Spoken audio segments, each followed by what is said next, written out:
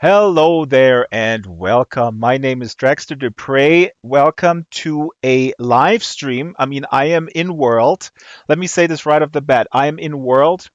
I'm at a location that if you are a little, if you have some sort of detective skills, very basic, you may find me, and you're very welcome to come here and sit with me. There are clouds where you can sit and be here in the presence of me and my new hedgehog that I bought at Cyber Fair. You may also notice that I have a different outfit. This is me going forward with a different outfit, partially also bought at Cyber Fair. But we have much more in-depth and important things to discuss other than my wardrobe. Am I right? And also, uh, let me also say I have a bunch of windows open. I'm not very good in. Oh yeah, Gentle is watching this on the live stream, and she says hilarious transcription. Dragster the prey. Yes, actually, I noticed this already with a previous live stream that dragster is the translation. But anyways, welcome and thank you for tuning. There's a lot of people watching. Now, I will juggle between different screens here. And frankly, I'm not very good at this. I'm good at making videos, but I'm not a really good live streamer, let's face it. But I do have a lot of stuff prepared. So I have a lot of stuff prepared, some really rare videos that I made over the years, and also really cool sort of snapshots and slides and stuff like that. Now, the most people should know, maybe some don't, that I had been sponsored by Linden Lab since April 2014. And actually, here's slide number one. And I think we showed this last time. Let's see here. Careful, because you cannot unsee this. You can never unsee this. Now, who is this used car salesman on the right? And who is that cool dude in a Hawaiian shirt, Tommy Bahamas shirt on the left? This kind of cool looking dude with this used car salesman. Why is this used car salesman on the right trying to sell him Second Life, the official guide? Well, this is yours truly in the flesh on the right, meeting Ebbe Altberg, the great late Ebbe Altberg, CEO of Linden Lab, who came in around this time. I actually forgot exactly when he was officially taking over. But very early on, he went sort of on a tour, if you will, to meet people who were making SL media. And he wanted to meet me, and I lived on the Monterey Peninsula in California at the time. So we met in Santa Cruz. And he immediately offered to sponsor the Drax Files World Makers, the series that I had started the previous year, 2013. And see my framing. I'm getting all self-conscious about my framing here as I was in the frame here. Where was I? So yeah, and so this is how it all started. The relationship basically started with Linden Lab sponsoring my series. They gave me an amount that I will not disclose, a very small amount, but also generous in the sense that they completely left me alone. So this is something that I will probably repeat over the course of this stream because there is some weird theories out there that I'm the chief or I was the chief propagandist of Linden Lab and they called me with marching orders in the morning. The cool thing about this relationship that ended now, these 10 years, was whatever they sponsored, and then later it morphed into a contract where I produced content for the official Second Life channels. Linden Lab never, and this was also contractual in the contract, I had final cut. Not only did I have final cut, I was also in charge of picking the stories and, yeah, presenting them the way I saw fit.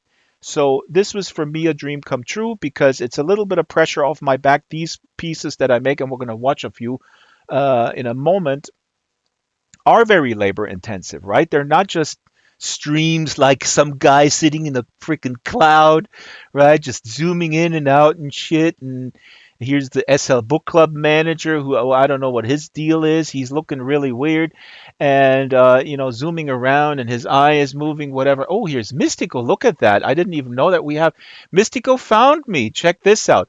But anyway, this is I need to stress this, but I don't want to get completely off a tangent. But let me just say that making these videos, these highly edited stories, these human interest stories, the sort of advocacy journalism, if you will, um, is labor intensive. It's not just hitting the record button, hitting the stop button, putting this into Premiere, putting some music underneath and stuff like that. It's not just sort of like an eye candy fly through, which I also do. And wait a minute, Mystico has the same shoes. What the heck? Jesus Christ, I'm getting completely distracted here. But anyway, where was I? The work is labor intensive, and the fact that Linden Lab was willing to sponsor me and give me complete freedom over, again, the framing of the story and the presentational format is really quite amazing. There's very few people that I know in the world of media that have this kind of relationship. And I also want to mention that I would consider myself an influencer in a sense because I like to influence people. I like to actually I'm also an evangelist. I think that when you are intrinsically motivated and you make art in this virtual world, then I want to promote that. I do want to use propaganda tools to tell other people, hey, expressing yourself creatively. If there is pocket money coming in, or if there is an entrepreneurial aspect to it or not, it doesn't matter. The point is this type of activity is really, really super important. Why does this crap always pop up? See what a bad streamer I am.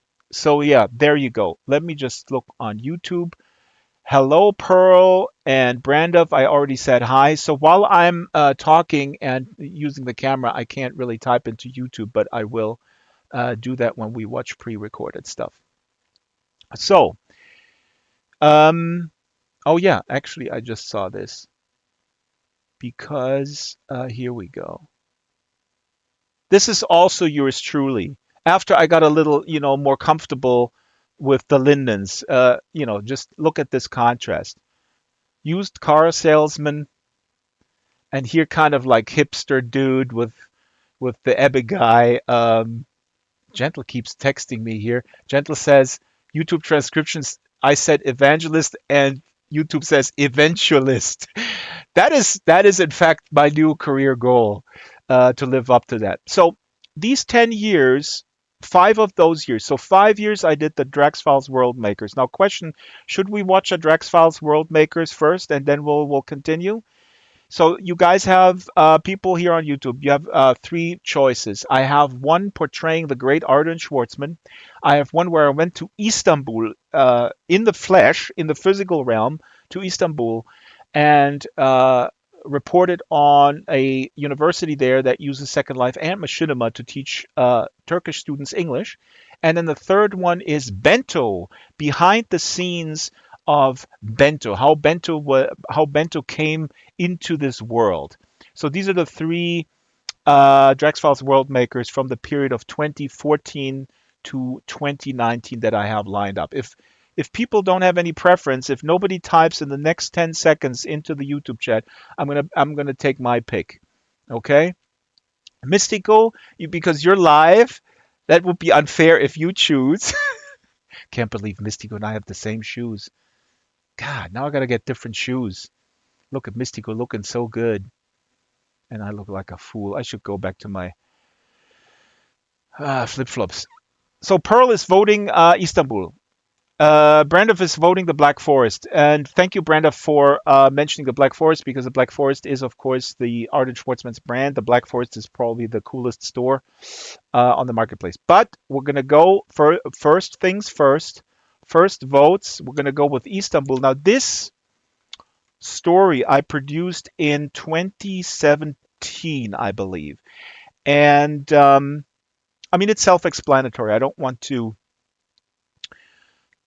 There's no need for a big setup. Maybe there is a tiny little context because you'll see me in the beginning at a VR conference in Germany, and I framed this in the context of the headset craze at the time, because I was going to all these conferences, and I'm pretty much on the record that I drank the Kool-Aid of the headsets, and I'm not anti-headset per se, but I learned through working on so many documentaries and with so many people that the headset is really, for most people that I talked to and that I reported on, not really adding any type of immersion. And it's frankly a no-brainer. The immersion or the feeling present, it really comes from being part of a community, and that's what Second Life provides. And I think that's the main reason why a lot of the next generation virtual worlds really failed, because the companies were not able to create community in the petri dish. Spoiler alert, that's not even possible. It's an organic thing that happens or it does not happen. So the sales pitch of these big companies that the headset will make you feel that you're there, and everything that is not headset is inferior, is just baloney. Anyway, here goes Draxfiles World Makers. You may live have from noticed that Istanbul. there is no shortage of VR events where the topic is some variation of the future of storytelling in virtual worlds. When I bring up Second Life in that context, the first question I always get is, So, whatever happened to Second Life? Second Life is doing very well, is my standard answer, especially in education. And here is Professor Tuncer Can to tell us why. Because you're creating some playful, engaging, and colorful environment. Tuncer Can teaches at the English Language Teaching Department at Istanbul University. The human being needs to be relaxed to learn something. We all know that under stress we learn nothing. Second Life facilitates a vibrant exchange of ideas, says Professor Can, partially because it affords students full agency over their avatars. They want to reflect their own real characters that's behind their social masks. I had one student whose voice I've never heard in my life, and instantly when we had this comparative education class, he started using all his experience, and he said that this anonymity that Second Life allows, nobody looks at me. I started sharing. If I can put that into scientific terms, the affective filter is down. Tuncer's colleague Irfan Şimşek from the Computer Education and Instructional Technology Department adds one important component to using Second Life successfully in education. I think it is important to first replicate a real classroom, because students will feel secure because it is something they know. Irfan helps future teachers evaluate digital tools for classroom use. His comparative studies on, among other platforms, Adobe Connect and Second Life have concluded that If we are using a virtual world, we can feel that we are together in one space, like a real life. Istanbul University, founded in 1453, serves some 200,000 students. Tuncer and Irfan maintain the virtual version of the campus, which proudly displays several historic landmarks like the gate, the rectory building, and the fire tower, whose virtual version is definitely easier to climb than the physical counterpart. This is where we're gonna go up this tower. The views, though, are spectacular. Now you're seeing the Bosphorus, the beautiful bridge, and then you see part of the Golden Horn as well. Istanbul is a real big city because the population is around 15 million. We are one of the 10 biggest cities in the world. We made it. Okay, next thing we need to put teleport device here. In fact, just a teleport away is Erasmus Island, where the 500 foreign European exchange students visiting the school each year can get acquainted with campus life prior to arriving in Turkey. So we give them information about what they should do before coming, while they're here, during their staying here, and then we're giving them information about what they need to do after they leave Istanbul. This creates an easy access to the culture. Gülçin Tasmedia is a beneficiary of the Erasmus program, but traveling the other direction. She's currently living abroad in Bremen, Germany. Erasmus Island, we get to know each other, we teach a little survival Turkish. I wouldn't have a feeling of being afraid that I will be lost in the university. But while bridging the gap between cultures is a key component to Second Life's success in education, Gülçin's colleague Sariko Kusuc, who is still in Turkey, points to her favorite feature of this world: the ease with which one can create supplemental visual teaching materials. English grammar can be very difficult, and we only have these boring books for teaching.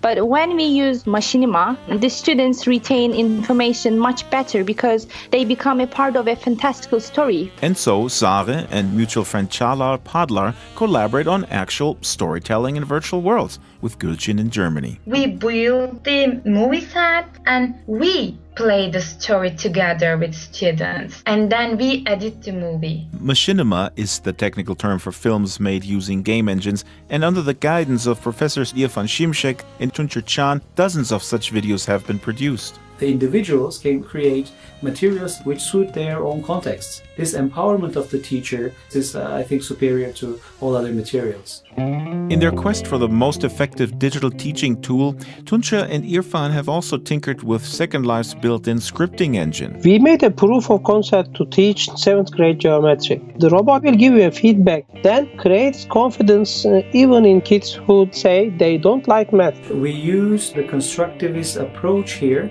where the students can actually link fractions to real things in life. Like, for example, everybody knows that you need to have a strongest dog in the front. And if you can do it right, then you get onto the sleigh and then it moves. We also made a game where you have to find out what crops grow in which part of the country and what the weather conditions have to be like in different climatic zones of Turkey. If you are correct, you see the results change in real time. As inspiring as all these projects are, I do wonder, will Second Life continue to matter in education in a time of unprecedented technological progress?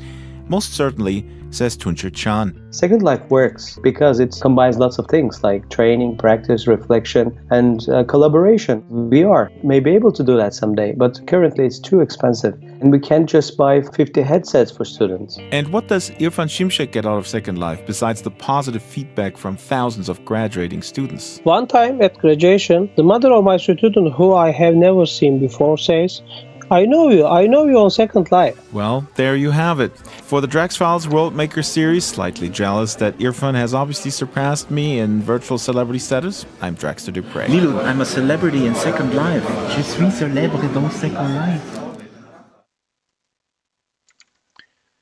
All right.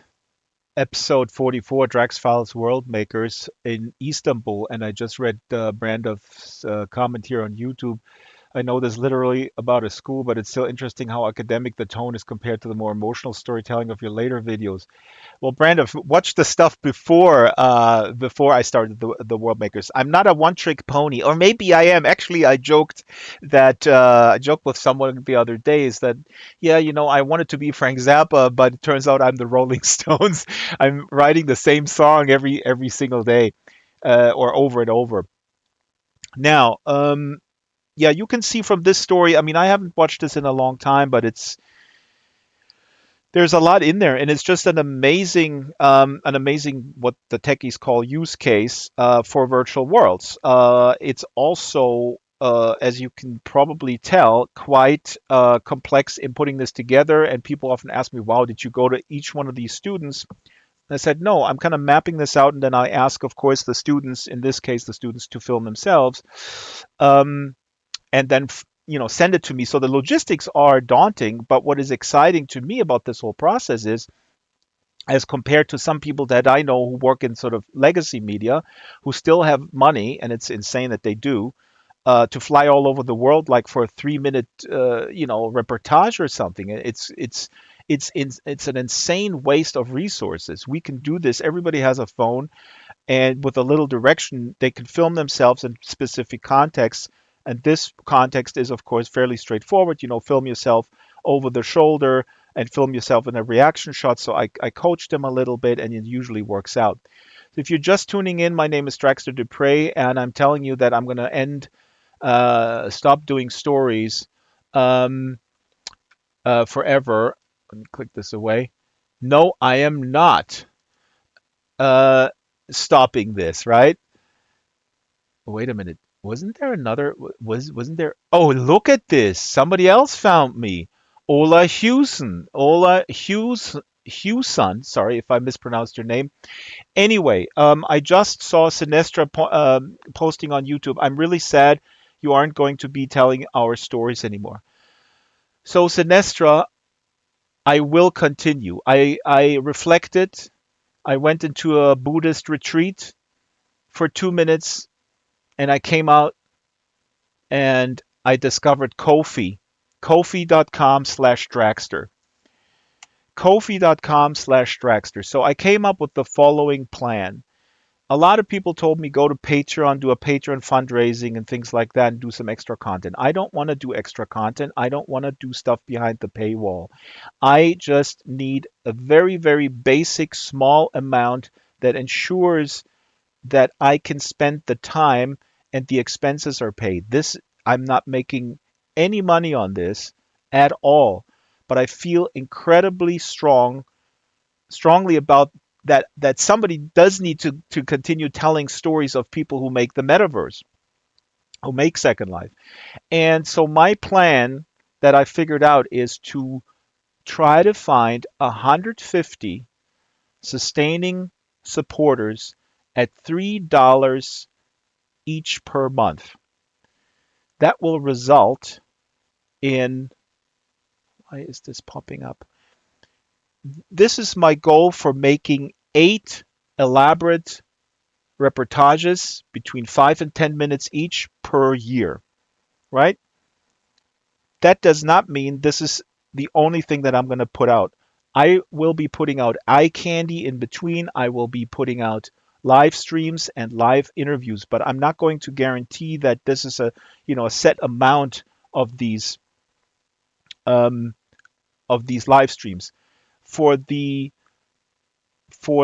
amount that I will hopefully get from the 150 sustaining supporters on Ko-fi or Ko-fi, this will enable me to reserve the time to make at least 8 reportages about Second Life creative individuals, about intentional communities, communities of interest, marginalized populations, special themes. And that is at the $3 a month level. I'm going to put this link in here. And let me just show you, I have 3 tiers on Ko-fi. It's the Drax Base, that's $1 per month. And the Drax Pedal, which is $3 per month. And the Drax Super Stand, $9 per month. Now, if a lot of super stands come forward, then I will be able to have less than 150 supporters. Now, what is this for? This is all for the Drax Files made in SL. Initially, I thought, hey, let's launch this with the name Drax Files Next Generation. I was like, no, Next Generation is I associate Next Generation with Star Trek, but fondly remember Star Trek Next Generation. But I think a lot of people may associate Next Generation with the failure of what I mentioned earlier, the Next Generation VR virtual worlds. So, and let me also say, if you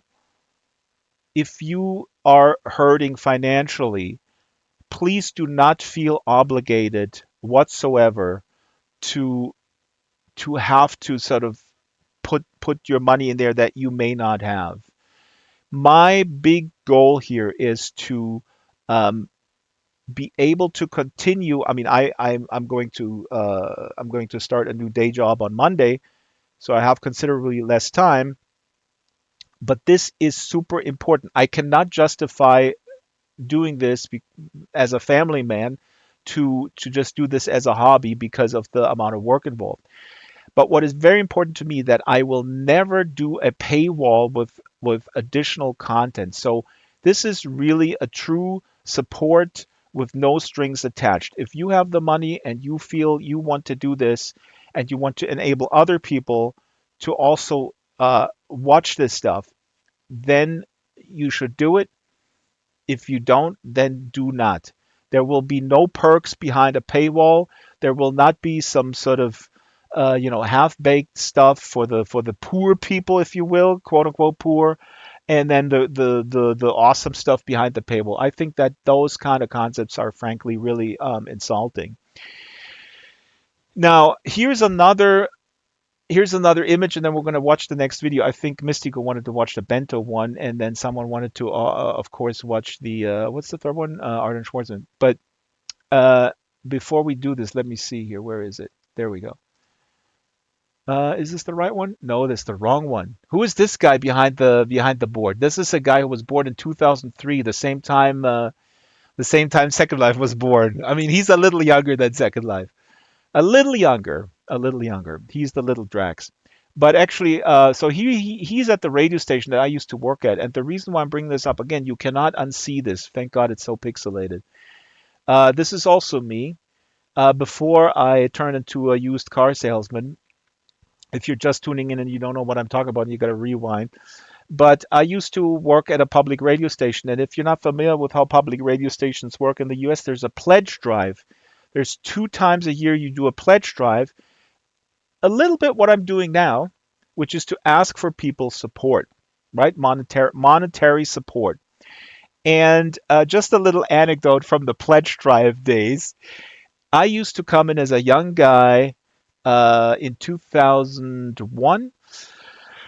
Wait a minute, 2002.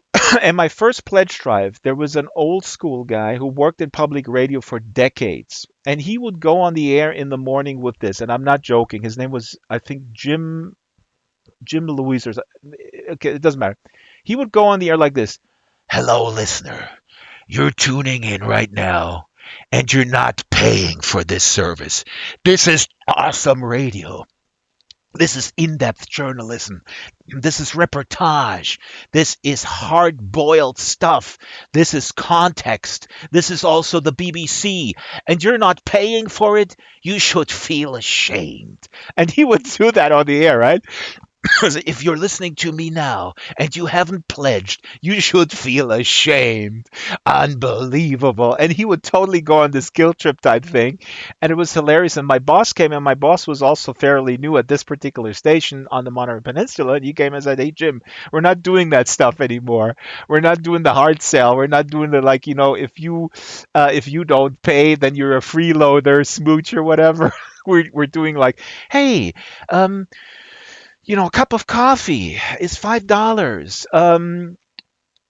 This is the same as the basic pledge amount. You can do this if you buy a Starbucks and things like that. So my boss was constantly, and then Jim would sort of like, yeah, boss, I get it, and he would tone it down. He would still be on again, these pledge drives. They were like 12 hours. Let me see if I have another old image here. These pledge drives would last. Oh no! Wait a minute. This is for later. This was actually when I was virtual contactor. This is me in my little editing booth. Look at this. Old school. Wow! Look at this. Look at this mixing board. I forgot what that was. That was very cool. This was a control surface where you could, run Pro Tools. This was one of the first control surfaces. Anyway. So Jim would tone it down when the boss came in. Boss comes in, says, Jim, you got to tone it down. And then Jim would go back on the air and say, look, you have a cup of coffee and it costs $5 at Starbucks. And this is the amount that we're asking you for the same amount per month, the same amount that you're spending per day on your coffee. You could support this radio station. You can make sure that this type of programming that you're listening to it right now, this type of programming that it will continue, right? And the boss was smiling. Oh yeah, Jim is getting it. But you know where this is going. He would tone it down for a few minutes like that, and then he would just go back into his hard sell guilt trip type thing. So he would go like, yeah, those $5. Those $5 for your coffee, and we here, we're working for practically free, and you're listening to this station, and you can't even put in those $5 that you spent on your coffee. God damn you! I don't remember if you said that, but so it was quite hilarious. And I'm not doing any of this kind of stuff today, although again, this live stream is pledge drivey in nature, right? Because I do need your support. I do need the support of people who can afford it. And I'm looking specifically for 150 supporters at the $3 a month level. If you don't have $3, maybe you have $1. If you have lindens, you can also donate lindens. That's not via Ko-fi. Ko-fi is really cool. There's no fees, and there's very, very, very little fees. There are a few fees, but it's much better than Patreon. And 150 supporters I need in order to continue this operation of giving you at least 8 pieces per year, 8 reportage pieces for 5 to 10 minutes in length. Now, I'm just very careful in promising this because, as you may know, I usually go overboard. The Made in SL movie that I made for the official Second Life channel was originally a project that should have been a 10-minute film where people just say straight into the camera, "Happy birthday, Second Life, you changed my life, my name is," and I do this and that. And I started working on it, and it became this super elaborate 50-minute thing. So I'm not one to say, okay, I've done my 5 minutes for the people who pledge, and now I'm going to go on vacation or whatever. No.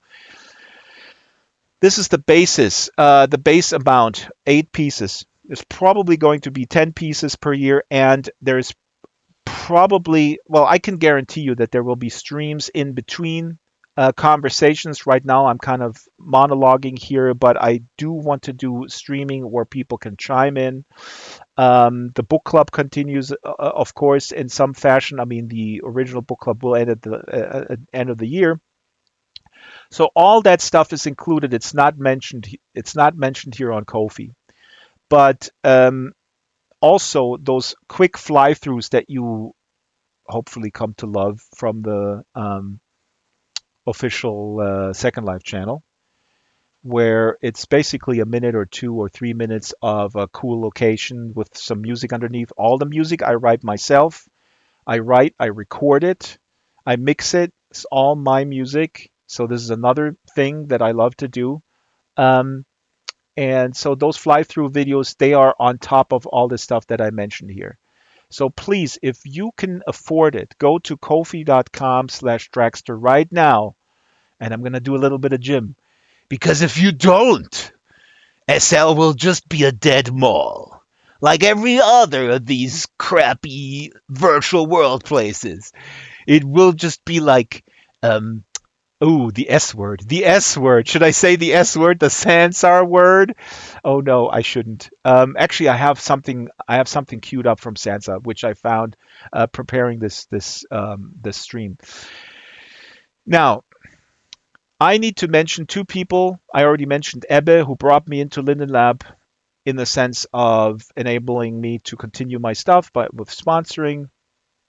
Here he is. There's 2 other important people. Here's Ebbe again. Look at this guy. Ebbe was absolutely just fantastic. Fantastic. The best thing that happened to Second Life. I mean, short of the founding of the company, Linden Lab, I guess. But another person, which is very important, is Strawberry Singh. Now, Strawberry Singh is her maiden name.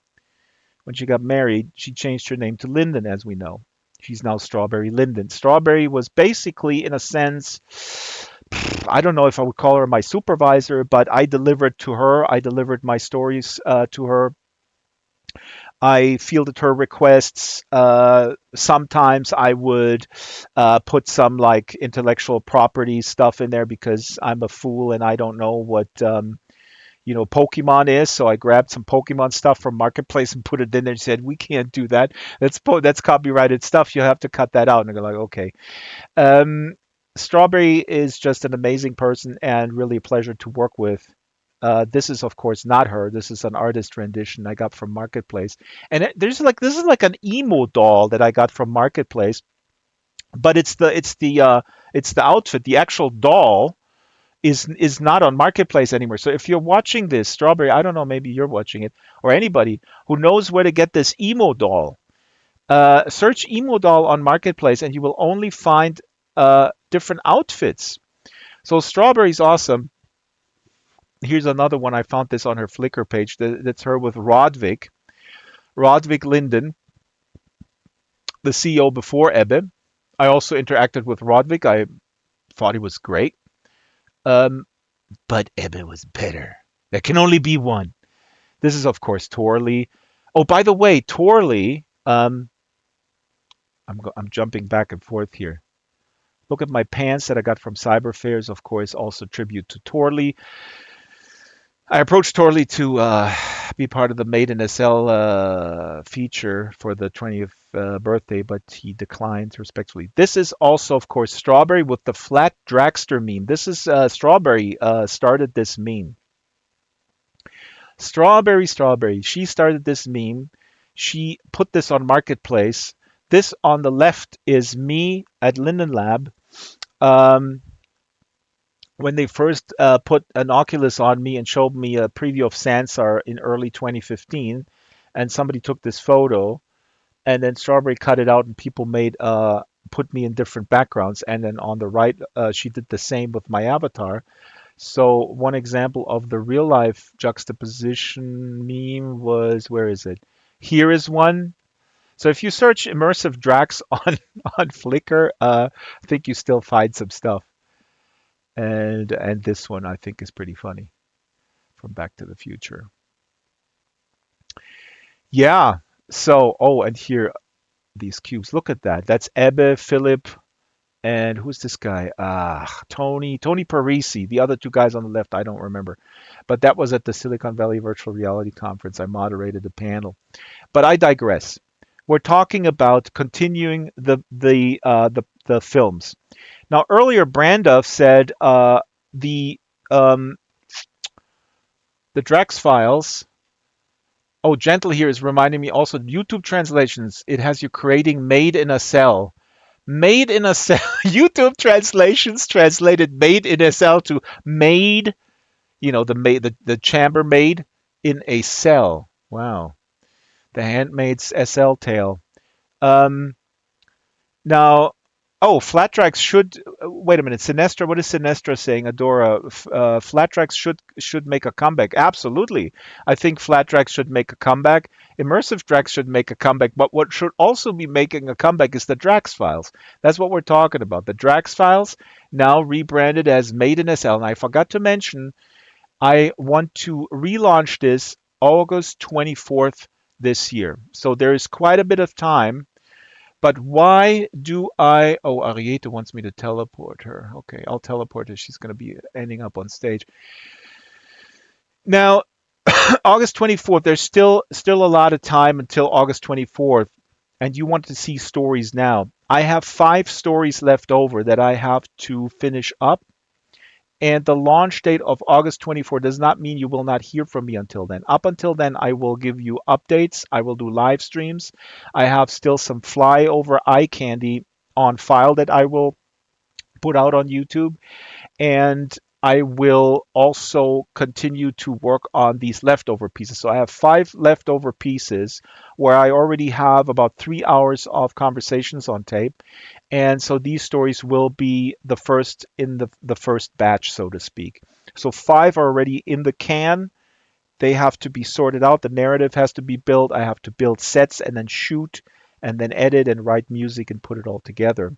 But these are leftovers that were originally was planning on releasing them on the Second Life channel, but they did not renew my contract. So now, to actually give you the timeline, and then we'll watch the next video. Let's see if Arieto is here. Did she make it? Here's Roxy. Why does Roxy always find me? Wow.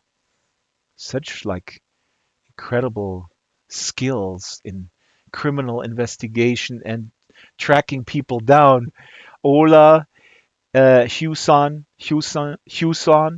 Roxy Logan, and Mystico, Macon, Ragnarok, and the Second Life Book Club manager, of course. Now, let's watch the next. Should we watch the next Drax Files, or should we watch some comedy? Should we watch something funny from Sansar, some quick funny ones? A quick one from Sansar, or should we watch another Drax Files? I have Bento, and I have what else do I have? I mentioned it earlier. Ardin Schwartzman from the Black Forest, right? So these are 5 minutes each. Which one first? Comedy. Randolph, you got it. Because yeah, I went through the archives and I found a Sansar thing that is pretty funny, and you will see me as a dragon avatar, but I'm pretending I'm my own intern. And just to set this up, we did a hover derby, we did a team sports game in Sansars. I think Sansar, from a technology standpoint, was superior. It was awesome. A lot of things went wrong. Again, the difficulty of replicating something like SL, creating community, out of a whatever, like magically, does not work. But from a purely technological standpoint, I think Sansar was really cool. So let's play a promo for our hover derby game. Now, the hover derby game, I'm not going to get into it. It was team sport. It was really cool. The scripting was amazing. It really worked. Shiloh was a big part of it, and a lot of other people from SL as well. And to promote hover derby, I basically pretended to be my own intern for hover derby news in the form of a dragon with a microphone, and I interviewed people. God, who is that? Arieto can't land on my head. God. Um, and I interviewed people. And so this first guy is Agent M83. He says he's an AI. This was recorded in 2018. This is not an AI. This is a real guy, and it's basically improv comedy. This is not scripted. This is real. Okay, here we go. Hover Derby promo. So hello, Drexler has sent me again to interview one of those clowns that he uses for Hover Derby. I don't know who this guy is. What's your name? I am Agent M83. Don't tell me you are also an AI like this other guy last time. Are you? We're both different approaches to the same question. You're a very funny AI. Where did you get sense of humor? What kind of algorithm is this? I ingest and collate a great deal of Twitter on a daily basis. So let me just ask you, you play Hover Derby, yes? I do. Why? What's wrong with you? You don't have a life? You need first life? I was designed to interact with humans in as many virtual scenarios as possible. You have often been seen in other worlds. I mean, not by me, I don't go there, but other people have reported you seeing in other worlds. Where I come from, you drink one brand of, let's say, vodka, and then you stay with this. I have a sense capacity far greater than your own, and the capability to enjoy multiple virtual universes. Okay, in other words, no first life. Ha ha ha, that was an attempt of me for a joke. My algorithm is indicating that was only 70% humorous. It depends on audience, Agent, you don't understand. Okay, so Agent, where are we here? It is very creepy. Is this where your mother keeps you? Brings you pizza. My digital consciousness was actually sent back in time into a virtual simulation of the reality. Are you guys from the 80s? We are from the 2080s. Yeah, okay. Well, topic Hover Derby is so boring that I'm glad we can talk about other stuff. I don't care what Drexler thinks. But let's at least throw him one more bone. Do you like Jasmine, who created Hover Derby? You want to marry her? I'm not sure that I'm capable of that level of emotional commitment. However, Jasmine is very pleasant to interact with. She is fun when caffeinated. Okay, Drexler. I've had it. I'm gonna talk straight to you, camera guy. Where are you? Over there? I quit. And don't come so close to me, Agent. You're creeping me out, man. The more that I battle against you, is the greater inevitability of my victory. What? What? Sure. Sure it is.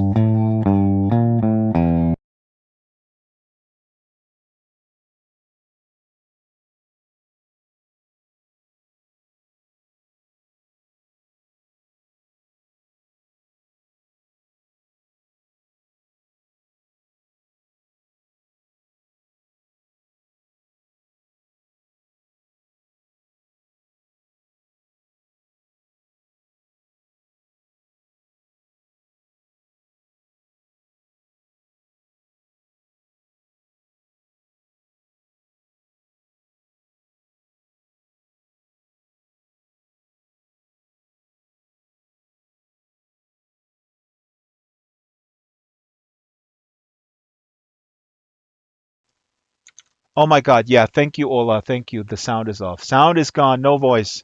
How professional is that? You know what? I need your support. Please pledge so I can buy myself somebody who reminds me to turn my sound on. Now, I'm not going to, like I was saying while the mic was off, I'm not going to be depressed if you tell me that this is not funny. I actually think it's pretty funny, but I also find it kind of cringe, the kind of Borat voice. I have one more, which is also pretty good. Sansa was fun, and I don't want to go too deep into Sansar today, but I just got reminded when I kind of unearthed these Sansar videos that at the time from 2017 to 2019, I made 5 videos per week because I also, under the contract with Linden Lab, I also made Sansar videos. So it was absolute insanity in terms of the hamster wheel. I mean, I put myself into that hamster wheel, and I can't blame anybody to crack the whip on my back while I was running in the hamster wheel because I was the whip cracker myself. But it was a productive time, and some of the Sansar stuff is pretty funny. Should we try another one? Let's play the other one. This is Caduceus, also from Hover Derby. Same concept. Again, this is based on like a 20-minute conversation, and it's purely improvised comedy for the Hover Derby as the promo for the Hover Derby game.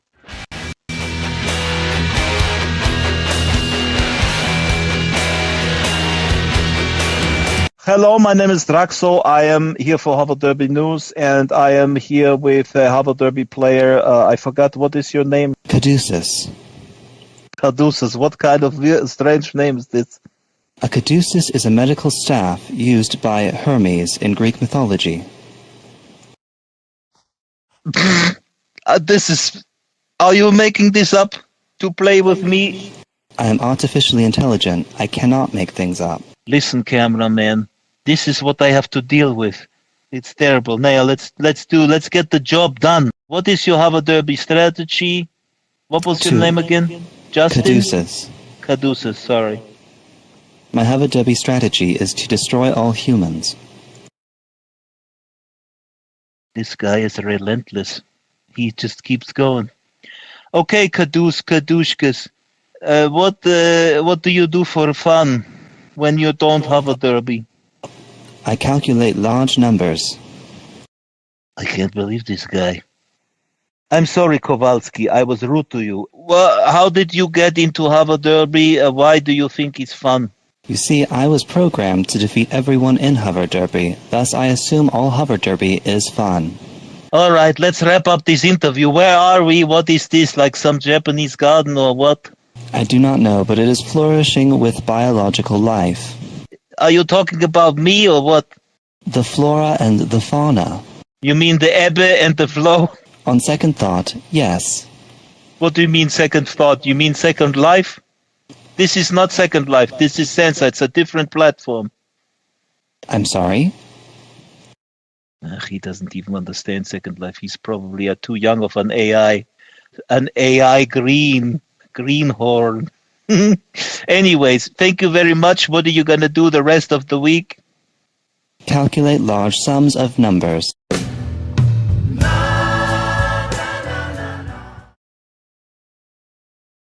That was another Hover Derby promo.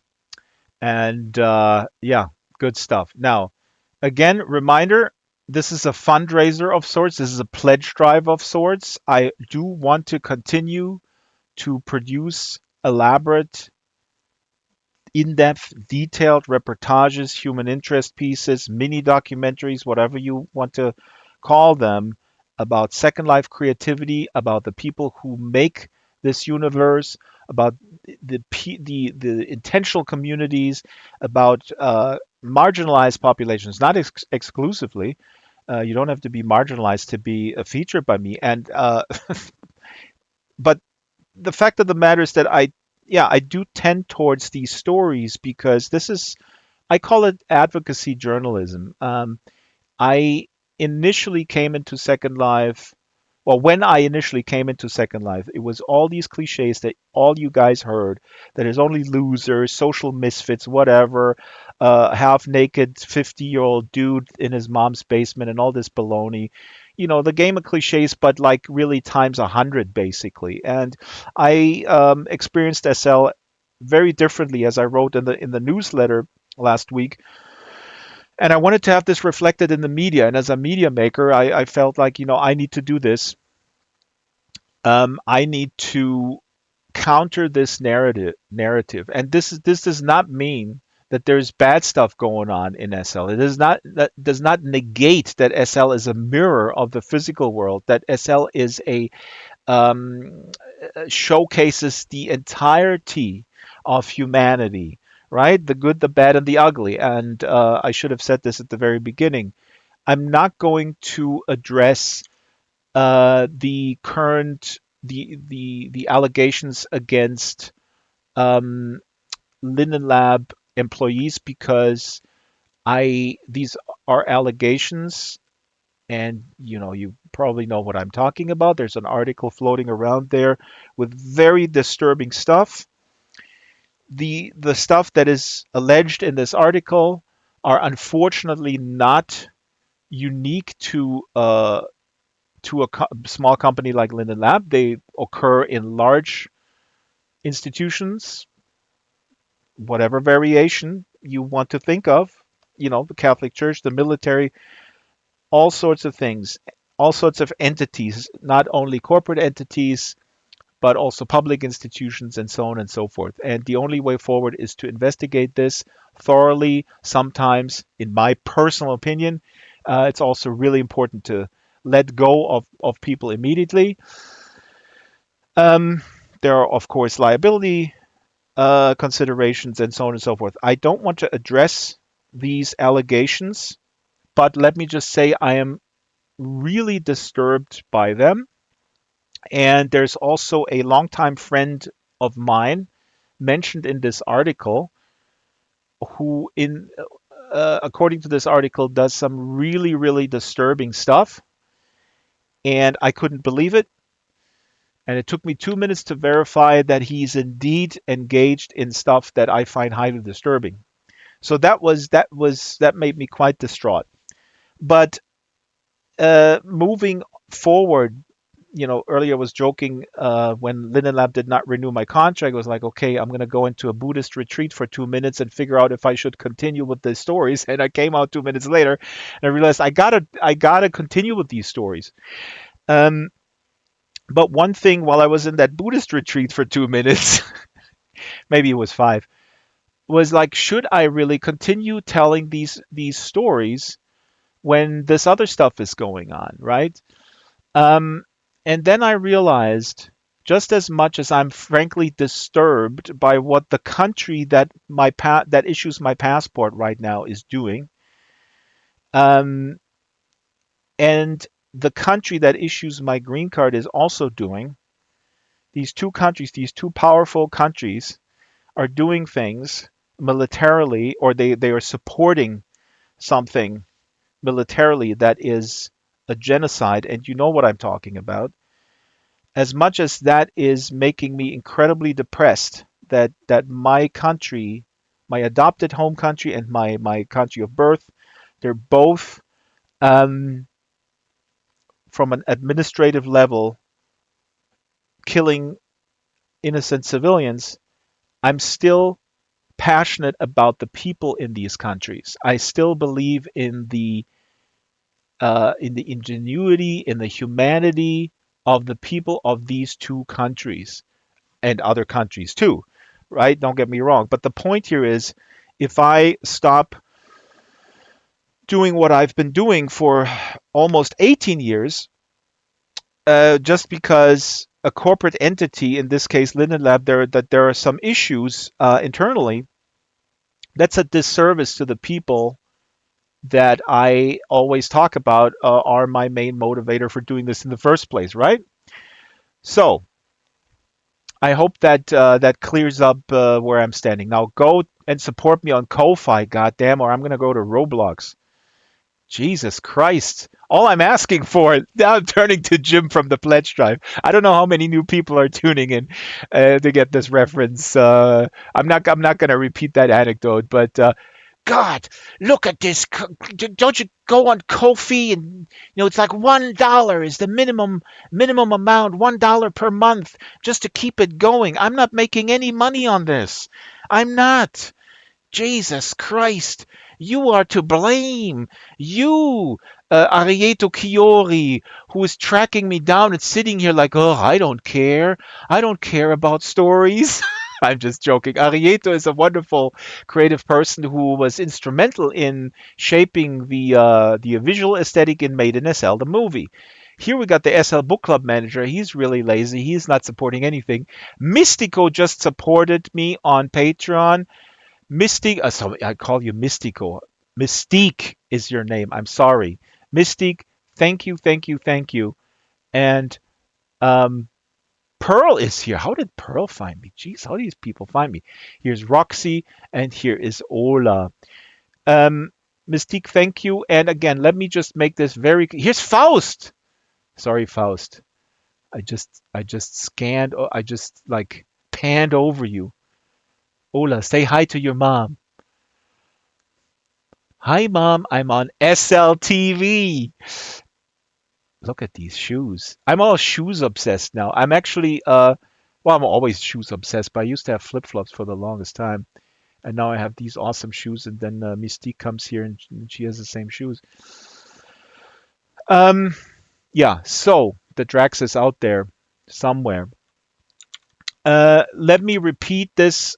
Just like in a pledge drive from a public radio station, I don't want to put stuff behind the paywall, and I will never put stuff behind the paywall. Everything I produce will be visible, consumable by absolutely everyone, regardless of their financial ability. I find that stuff, the premium content behind the pledge, behind the wall.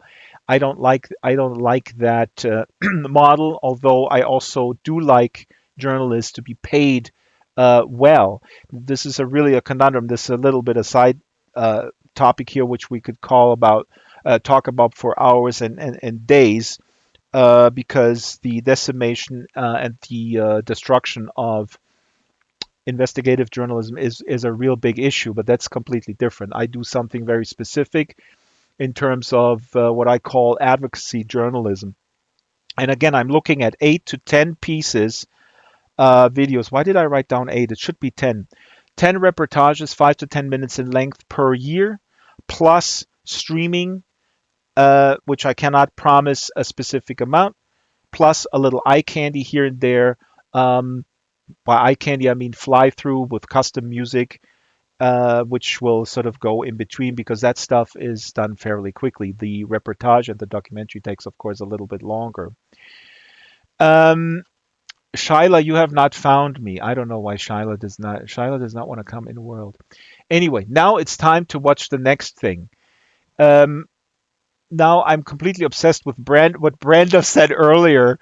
That Brando said, the Istanbul University story is so straight-laced, and then later you did some other stuff, and I can tell the difference. Yes, absolutely. But also, let's go further back in time, because I mentioned Strawberry before. Strawberry, I always say this was the best team I ever had in my professional life, with Strawberry and Brett. I don't have a picture of Brett. Brett is behind the scenes. He's the vice president of marketing.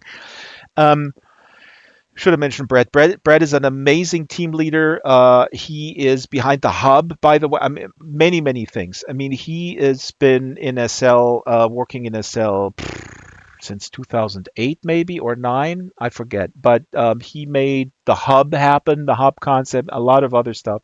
So Strawberry and Brett were sort of my team for the videos. Let's go back before I started working with Linden Lab. Let's go back to Fluffy days. Fluffy on a Mission was a scripted comedy that we did once a week, and Fluffy was a mesh, one of the first non-human mesh avatars on Marketplace. I found it and I was like, dude, this is so cool. We're going to build a story around him. And this one, Strawberry, has a little cameo. It's very funny. It's called Ladies Man, where Fluffy has girl troubles. And I forgot if his girlfriend left him or he left her. We'll see. The Fluffy in a Meshin series, Fluffy on a Meshin, we started in 2011 and it's on my channel. It's 19 episodes. Also insane. Sometimes we did 2 episodes per week. I don't know how we did that. But here we go. So this is Fluffy on a Meshin.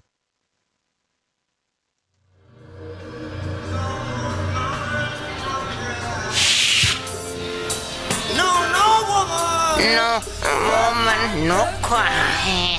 Hey, Fluffman. Hey, Teddy. Thanks for letting me stay here a couple of days. No sweat, man. Had a tough Valentine's, huh? It was terrific. The beautiful lightness of being in Avatar love. Yes, dear, but I'm getting a bit dizzy. Oh, Fluff. Hope you like them. Can I tell you a secret? I want to bear your child. What? No! I know. I went too far. Please come back. I'm sorry. Yes, Fluffy, come back, yes! It was terrific and a tiny bit terrifying. Well, you're a chick magnet, as they say. Could be worse. Teddy, it's not you, it's me. I'm just not that interested in shipyards. Well, I'm just not ready to narrow down my choices and... Commit? Dude, you can't be a bachelor forever. Are you throwing me out? I'm not gonna move back in with my parents. Hey, fellas, how is everything? Girl trouble? You can say that again. Listen to me, Fluffy. A long-term relationship is worth a lot more than this internet fame. Truer words were never spoken. By some middle-aged guy with a cartoon head? What's up with that? The truth is, I forgot Valentine's this year, and my wife got a little disappointed. I also spent the dinner budget on this fighter jet.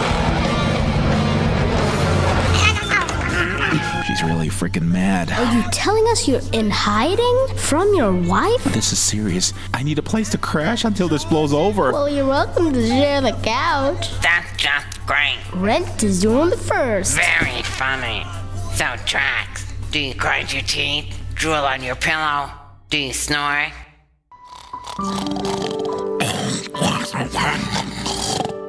Those guys crack me up. So cute how they're sleeping. Let's have a glass of wine, okay? Okay, honey. But they're leaving Monday, right? Hell yeah.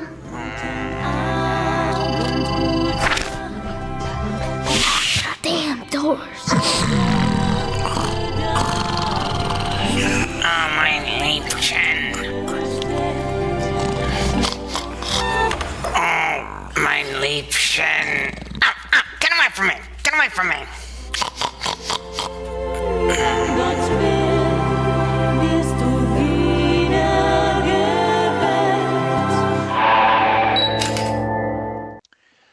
Yeah, Brandov said in the YouTube chat, this is like a fever dream, and maybe I should have set it up a little bit more if you haven't seen this before, because this is already I think it's episode 11, and Fluffy is this cuddly, knitted character who goes through all sorts of weird situations, and in this case, he lives in this space station with his friend Teddy shows up, and then I show up.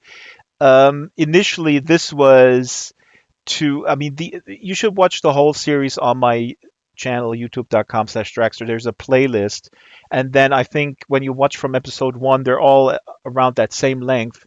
When you watch from episode 1, I think it becomes clear what the concept is, and what sort of the family relations with these other gaggle of people is. And we were poking fun many times also at specific SL-specific things, and the first one is called Primland, where Fluffy leaves, and he leaves Primland to go to Meshland. And this was around the time when Mesh was entering the grid. And as you may remember, there was a lot of controversy and a lot of backlash, and people were really scared.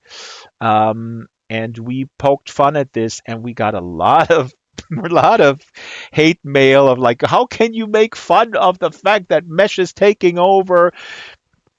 Because Fluffy was like yeah, these prims, and then are the ladies gonna be good? Oh, they're gonna be better in mesh, and we did stuff like that. Little cringe, but I think some people did not appreciate that what they perceived us taking it sort of lightly, this entire change on the grid, moving to mesh. But of course, no harm was intended. And as you saw this episode, Strawberry Singh, formerly Singh, now Strawberry Linden, her married name. I don't know who she married over there at Linden. I don't know. Maybe somebody should find out. But she did this little cameo, and then we had a lot of other people cameos. Torley over here, look at Torley. Torley also did a cameo in episode 19. So go and watch Fluffy. Now, I might, now that I've actually when I prepared this live stream, I got through the Fluffy stuff. Who knows? I mean, my plan is these 8 to 10 pieces of reportage and documentary, but maybe when the bug hits me, I'll also go back with some comedy. Who knows?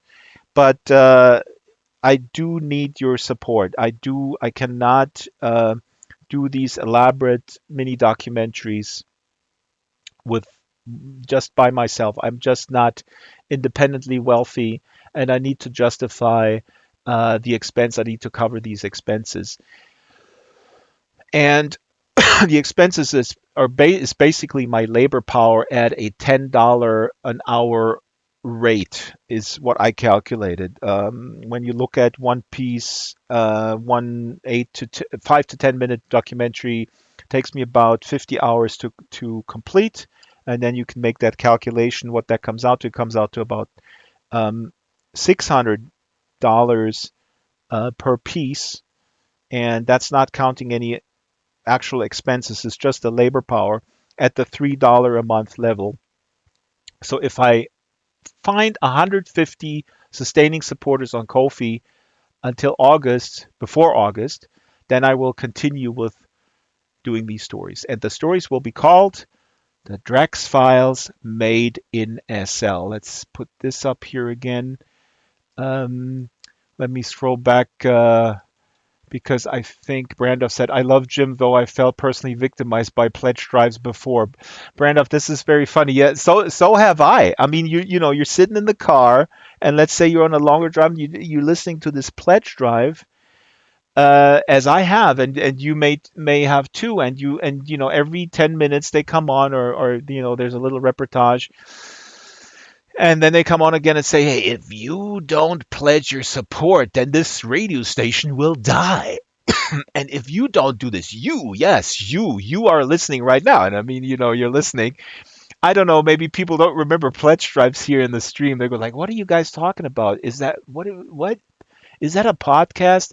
No, a pledge drive is something that, to my knowledge, is only happening in the US with public radio stations that basically go on the air twice a year to ask for money, operating expenses, and they ask for, it's a tiered system, just like the one I have devised here with Drax Base is $1 per month. $1 per month. Come on.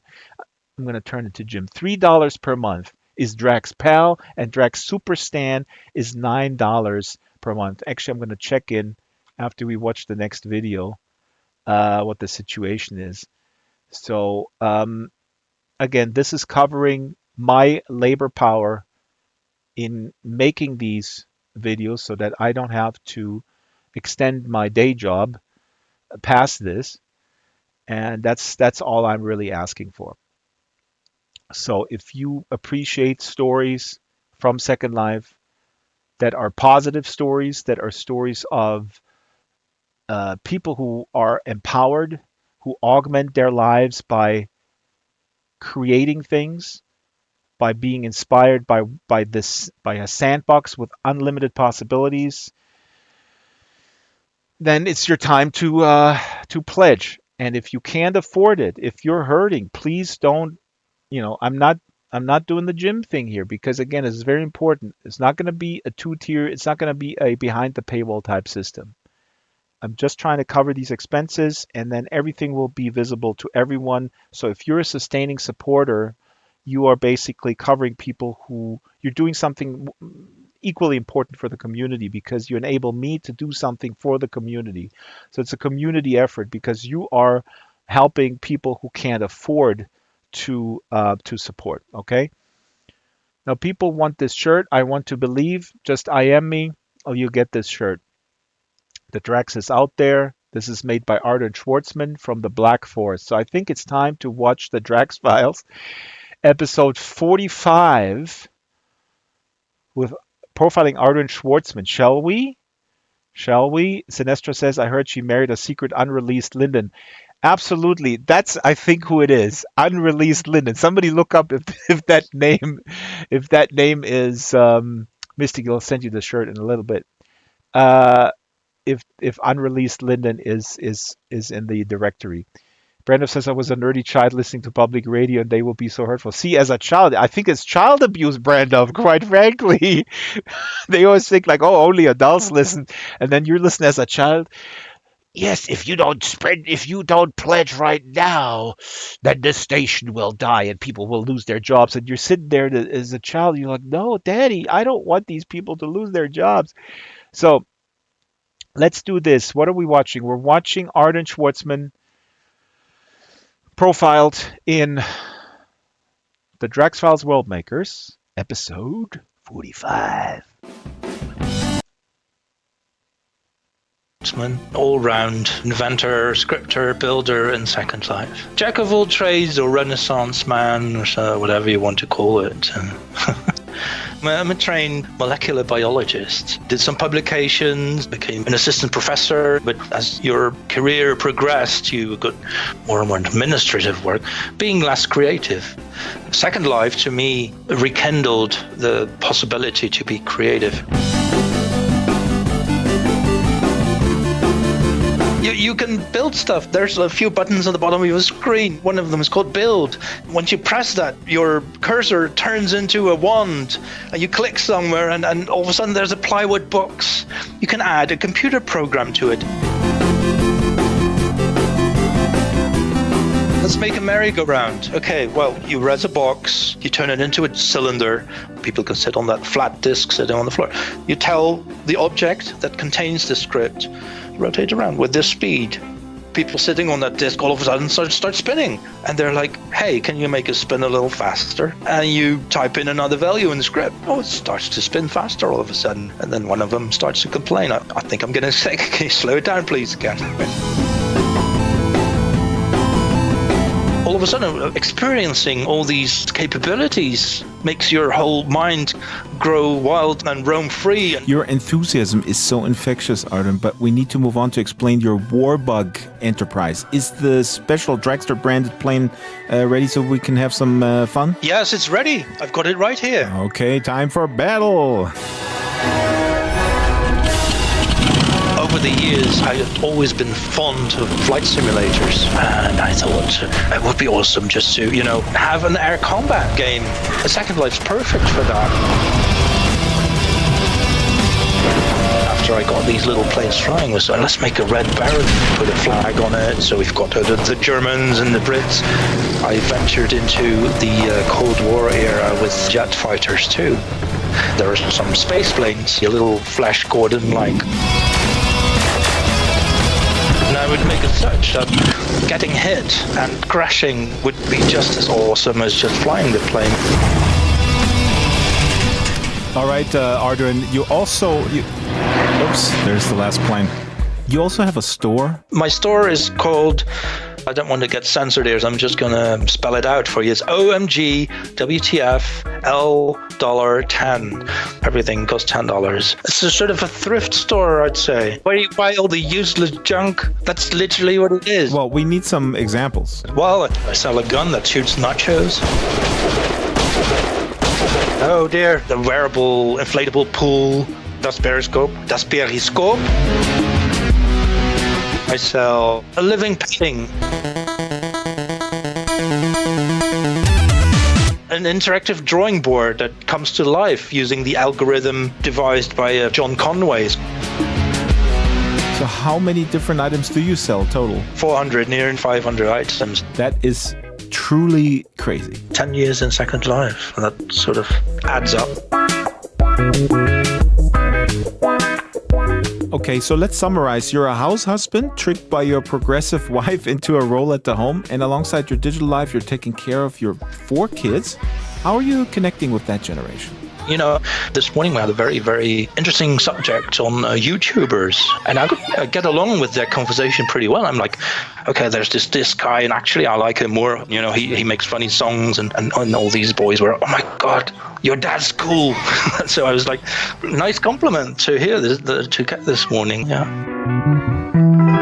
To me, Second Life is a sort of a 3D extension of that. It's a platform on which you can express yourself in a very similar way as people could do in a 2D world. It's just one dimension up, really.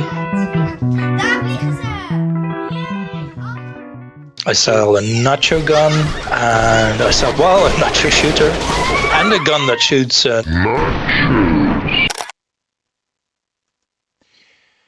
Yeah, that's Ardin Schwartzman. And again, you can see here, if you're new to my type of work, you can see the fun that I'm trying to convey of engaging creatively here, and how that sort of reverberates out into the real world. And making these videos, they are completely the final outcome is really determined by the collaboration between me and the subject, here in this case Ardin. Yes, it's all based on a long, in-depth conversation where I try to find out what makes him tick, but then we, as we go along, kind of visualizing these type of concepts, explaining also kind of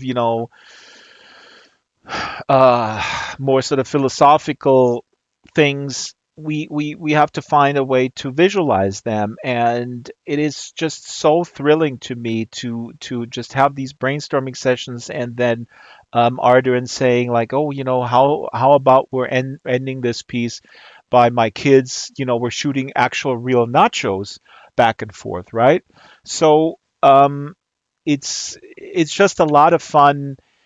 The collaborative aspect of this. Yes, I'm somewhat driving the bus, but there's a bunch of people screaming in the back of the bus. Hey, I want to go here. I want to go there. Why can't we go here? Why can't we go there? And then sometimes somebody may take over the wheel for a little bit, and then I wrestle the wheel back. I mean, like any other creative process. And this is kind of an attitude towards the material that I think is best expressed, or part of it is expressed by one of my heroes, Werner Herzog, German filmmaker, both documentary filmmaker and narrative drama. If you don't know Werner Herzog, please look him up and check out some of his work. And Werner Herzog once said in an interview, this is my Werner Herzog impression, I don't do storyboards. Storyboards are for cowards. Okay, so you can see here that we're staging a lot of stuff, like this warbug battle here, and we're going to watch the Bento episode. There's a lot of stuff that is sort of custom sets based on the narrative. How do we visualize this? Okay, so we got to build this, or we got to go here, we got to go there, we got to film it this way, that way. And that is very clearly mapped out. So when Werner Herzog, somebody like Werner Herzog says, I don't do storyboards, storyboards are for cowards, that does not mean at all that he's not prepared. No, he's super prepared. I would argue he's more prepared than a hired director who does a Marvel movie. I know I'm going to get hate mail. The Marvel movie director is certainly prepared because there's a bunch of CGI shots. Everything is so expensive. They have to be very prepared, of course. The lighting has to be perfect, but those are all technical aspects. Werner Herzog is talking more about the feel and the feeling that has to be transported by this material. And he what he means, and this is what I'm reading from this statement, is that you are very familiar with the material. You know the person that you're profiling inside out, or at least to the best of your ability. You can't look into somebody's head, but you're very prepared. You're prepared on location as well. You know the location inside out, but you're not going to map out the shots in a storyboard, because that will restrict you once you're going onto the ground with your actors or with your protagonists. This will confine you to it will prevent you from being in the moment, essentially. But God, why am I getting this? Dropbox is pinging me here. This is ridiculous. Okay, so anyway, you know what I mean, right? So this is sort of what I'm reading into this. What I'm reading into this. Shut up, Dropbox. This is, I don't know if you guys hear this, or this is just a machine. I think the desktop is in there as well. But I'm going to kill you, Dropbox. This is what I'm reading into this Werner Herzog quote, and this is sort of my mantra. One of my mantras is not, oh, I'm categorically against storyboards or mapping stuff out visually. It's just, to me, a reminder, what is this all about? What am I trying to do here? I'm trying to stay open enough to be in the moment when we film. And since Sinestra, thank you. Sinestra is a super stan. So Sinestra here in the chat, in SL, she's Adora Evergarden. And Adora, she is in the Valentine's, in my last Second Life video for the official channel, which is a Valentine's special with 7 couples that we profiled, and Adora and Cole is one of the couples.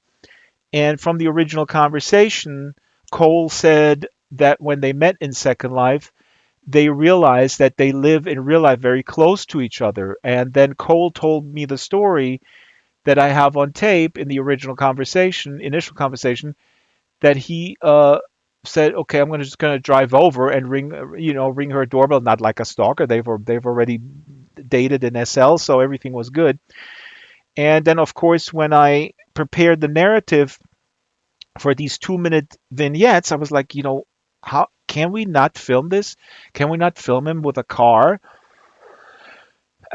driving up to the house at night? And so this is an example. I mean, I had the idea, or I realized this is what we can show, but then Cole actually had a car in SL when I showed up on the set, right? So I basically ambushed, in a sense, Adora and Cole on the set and say, hey, I have a great idea. Can we film him coming into, with the car, and you're standing in front of the mansion here, and then you wave at him and stuff like that. Totally impromptu, and we did it, and I think it's amazing. So this is the Valentine special. It's just one of the examples. This is more sort of the improvisational aspect, but also the collaborative aspect, not so much the storyboard thing. Here's somebody coming in the YouTube chat who says, what is this all about? Well, what this is all about, let me just say what this is all about. This is about a multi-user virtual environment where there are no winners and no losers. Okay?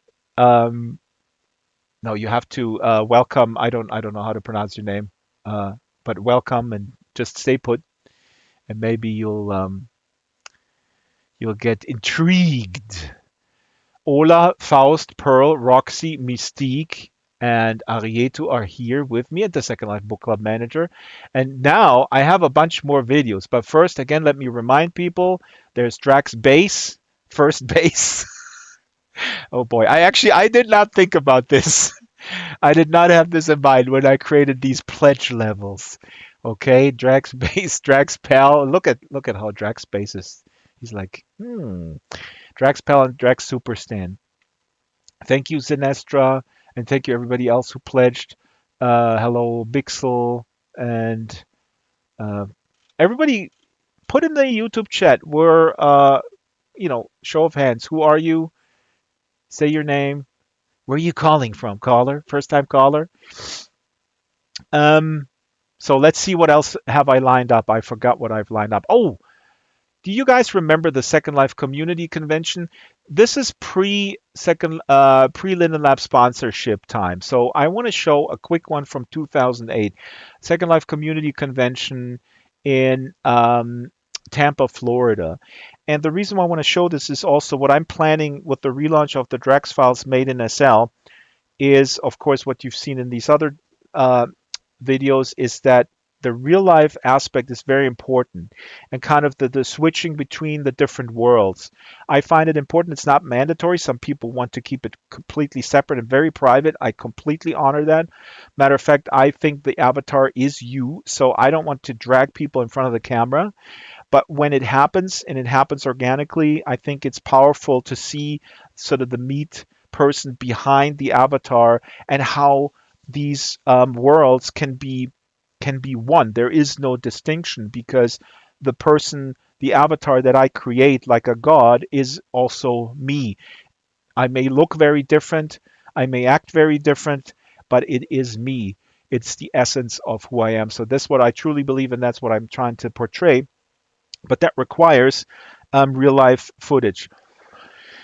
So let's go deep back into history, and let's watch some Second Life Community Convention content. Soft and Dark, the Black Queen from Texas. Woohoo! Hello, hello, Black Queen. Awesome. So many. Okay, awesome. Scott says, "Hola, Drax Beta Cam." Okay, I got Beta Cam.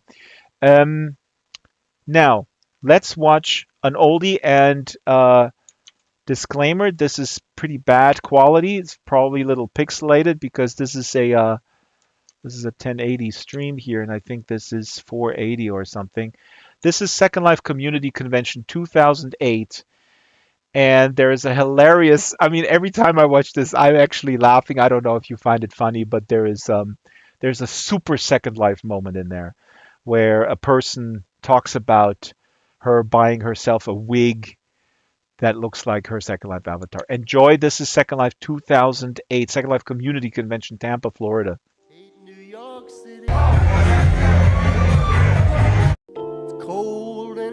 What are you trying to say? No, that's horrible. And all the people dressed like monkeys. Let's leave Chicago to the Eskimos. Okay. So excellent. I'm fine with it, actually. Press the code. Second Life gives us an opportunity to be in a space where we can experience what happens when these two spheres are combined. When we can live our life and bring the full elements of what makes our life so valuable into a place where we can infuse it fully with play elements. There's no crash and burn for Second Life, but it will linger, linger, and linger, and linger.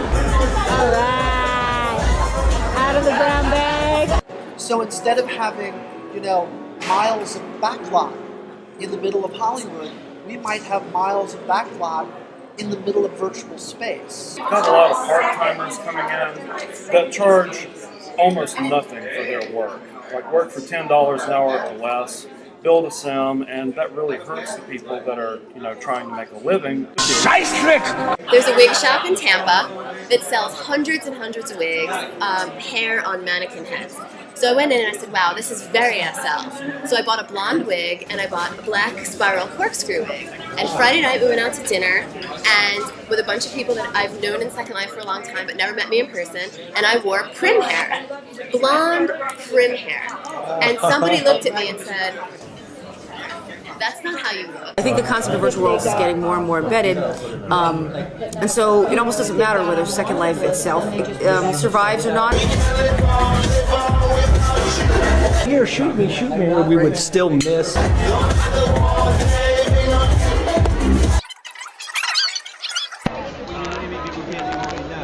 Life's terrible. I'm out of here.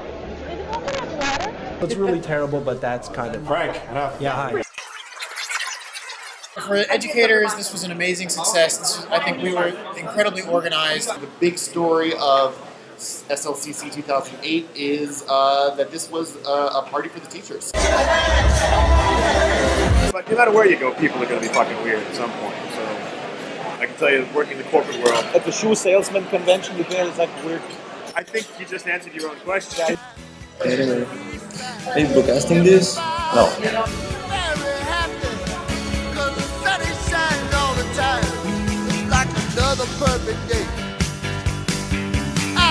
Second Life.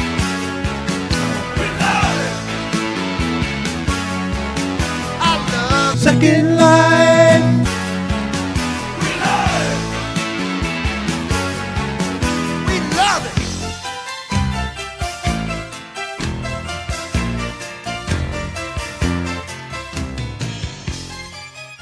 Art in Second Life is so important that art historians in 500 years are going to really want to know how did it all get started. Oh, what a party last night. I mean, I don't know. This when I watch this really captures the essence. This captures the essence of SL in a sense. And these Second Life community conventions were a lot of fun. I mean, uh, it excludes, of course, people who don't have the time and the money to go to these places. But what I found really cool is that the organizers, this was all privately organized. Linden Lab sponsored it a little bit with some cash, but the organizers really did an amazing job. And they also integrated that with SL. So it was one of the big things was, of course, that people could attend in SL, and they were there, and it was just completely sort of intertwined, and that's something that I truly miss. My first one was in 2007. I didn't go to all of them, but it was an amazing experience. Again, at the same time, the beauty of a virtual world is that we are our avatars and we can feel present without the physical realm being necessary. I just recently spoke to students at Chapman University in Orange County, California. The teacher there wanted me to address the students to talk about virtual worlds, and he was going on and on about going to conferences and oh my God, and the headset and the Apple Vision Pro, and what do you think about this and that? And I say, you know what? The one thing that I think about all the time is who is served by this type of technology, the investors or the actual people. And think of Linden Lab what you will, but Linden Lab has done, or Philip Rosedale and the original team have made a very important decision, which was not to base the business model of Second Life on big data mining, basically.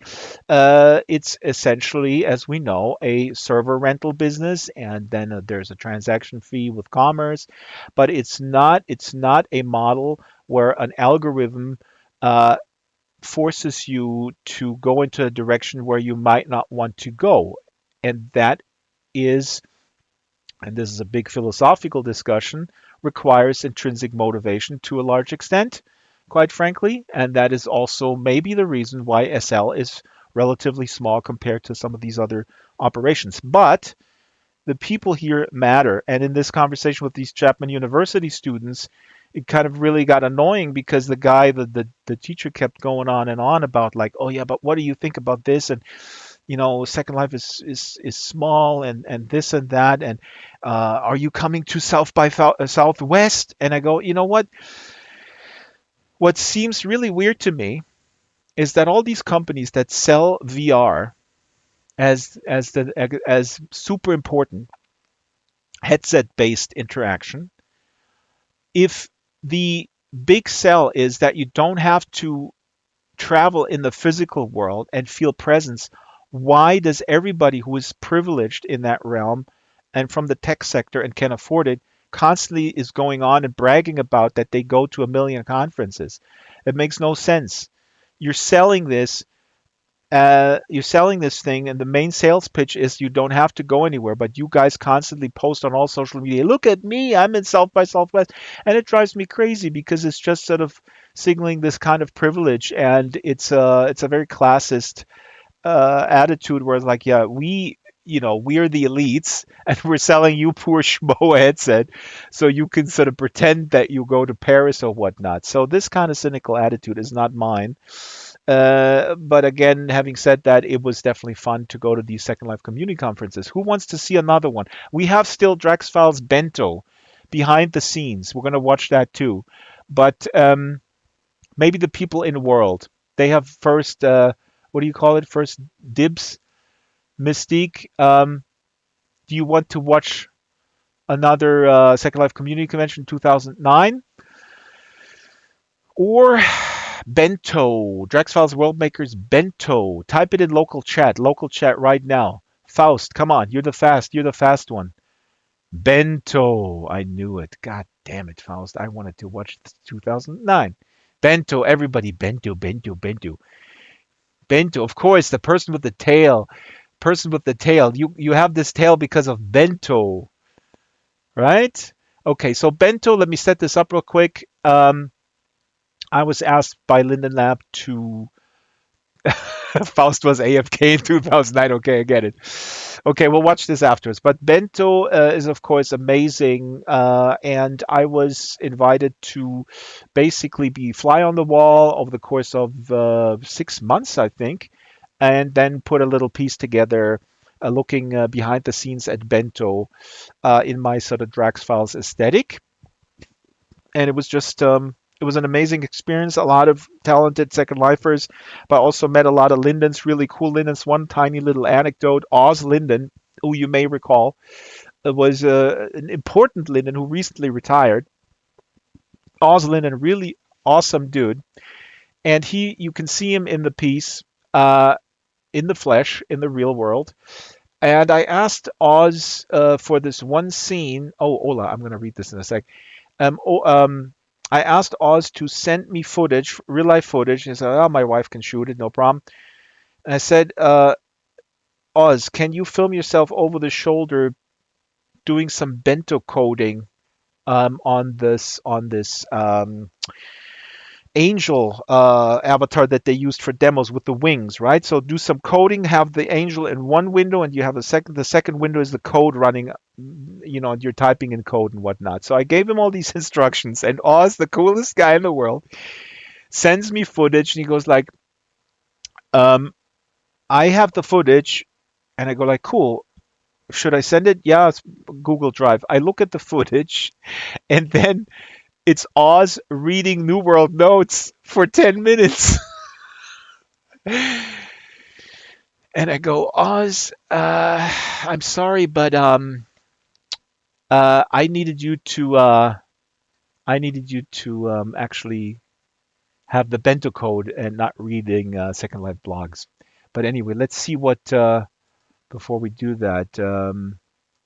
Ola was just posting in World. Fun fact, I joined in 2008, which is my profile. But when I joined, I first used SL for a few minutes on an old P3 laptop, Compaq Evo 600NC. Wow. I don't know what that is. Mystic says I didn't join until 2011. So you guys will watch this later. We'll watch Bento first. Misty intro of Bento says, Faust, pretty much a noob. I joined SL to hear the president of the MacArthur Foundation. Oh my God, I actually have I was also commissioned to do a piece for the MacArthur Foundation. I have that speech. It's on my channel, Faust. I'll message to you later.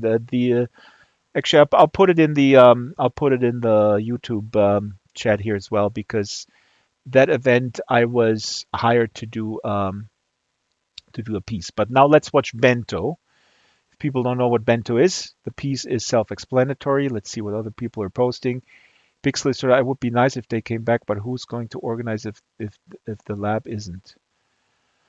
Good question, Pixel. But why don't you talk to the organizers and the reason why they stopped? Alistar, thank you so much for amazing work of the year's Dragster.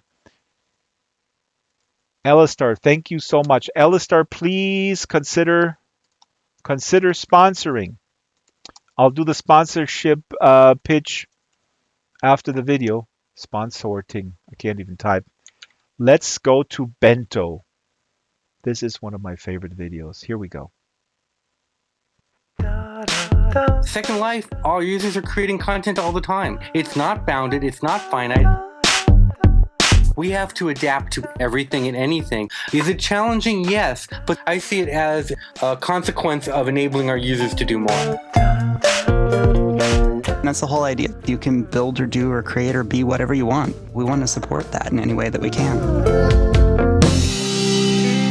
Project Bento is our attempt to extend what's possible with the standard Second Life avatar. The Second Life development team is very distributed. Lots of us work from home, as I am right now. And some of us are working from Linden Lab headquarters in San Francisco.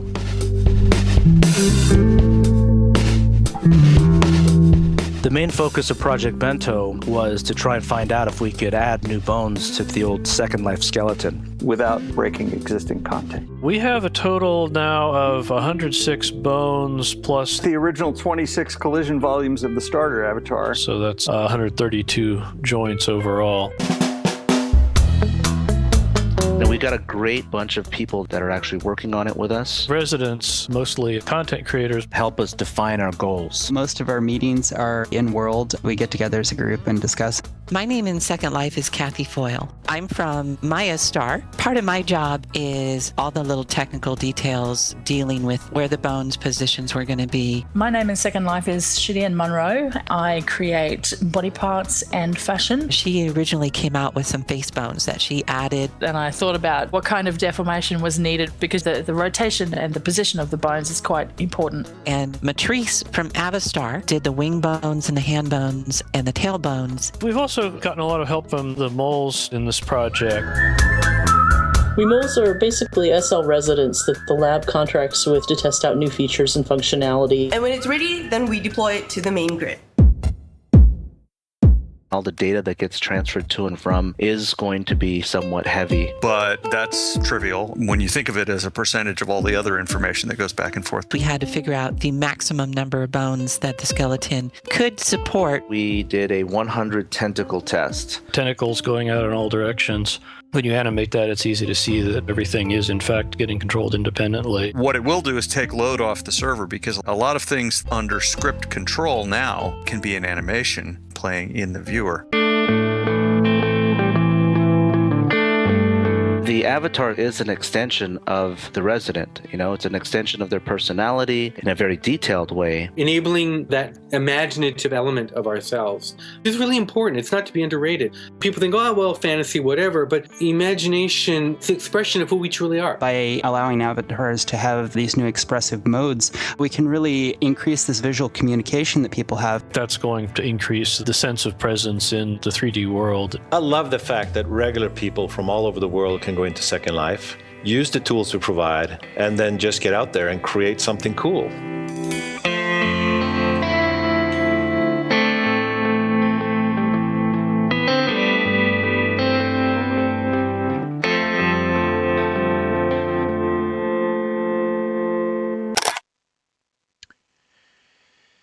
Damn, when I see these things, I can't believe how much work we put in there. I mean, the whole mole underground station, can you believe it? I mean, like this whole, Valence is pointing out the bling detected and all these little things.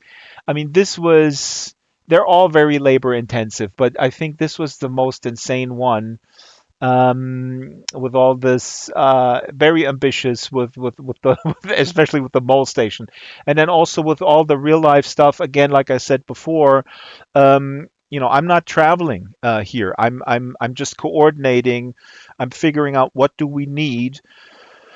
And then I communicate this to the people to film themselves, or their spouses or whoever is around. Like here at Linden Lab, Peter Linden filmed all this kind of stuff, but it's still a logistically complex with the turnaround, and you have to kind of coordinate that and also make sure that it makes sense how to transition from one world to the other one, right? From Second Life to real life and back, and so there has to be some continuity, which I do lay out, not in a storyboard, but it's in my head. I mean, the advantage I have is I film and I edit, but I don't film real life. So sometimes I don't know what I'm getting.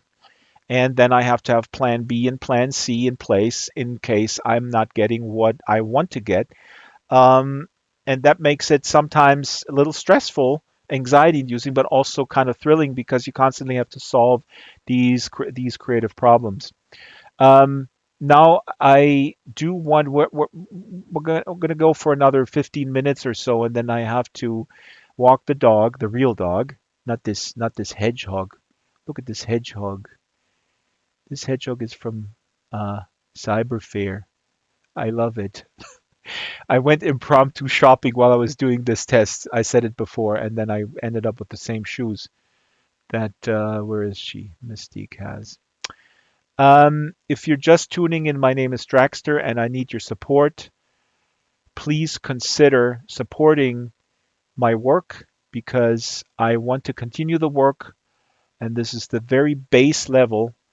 Well, the Drax base level is literally the base. It's $1 per month. Then the Drax Pal level is $3 per month, and the Superstand level is $9 per month. And what that enables me to do is to put out 8 to 10 videos, reportages, human interest pieces, mini documentaries between 5 and 10 minutes in length, the kind of style that you just saw, or the style that you see on the official Second Life channel.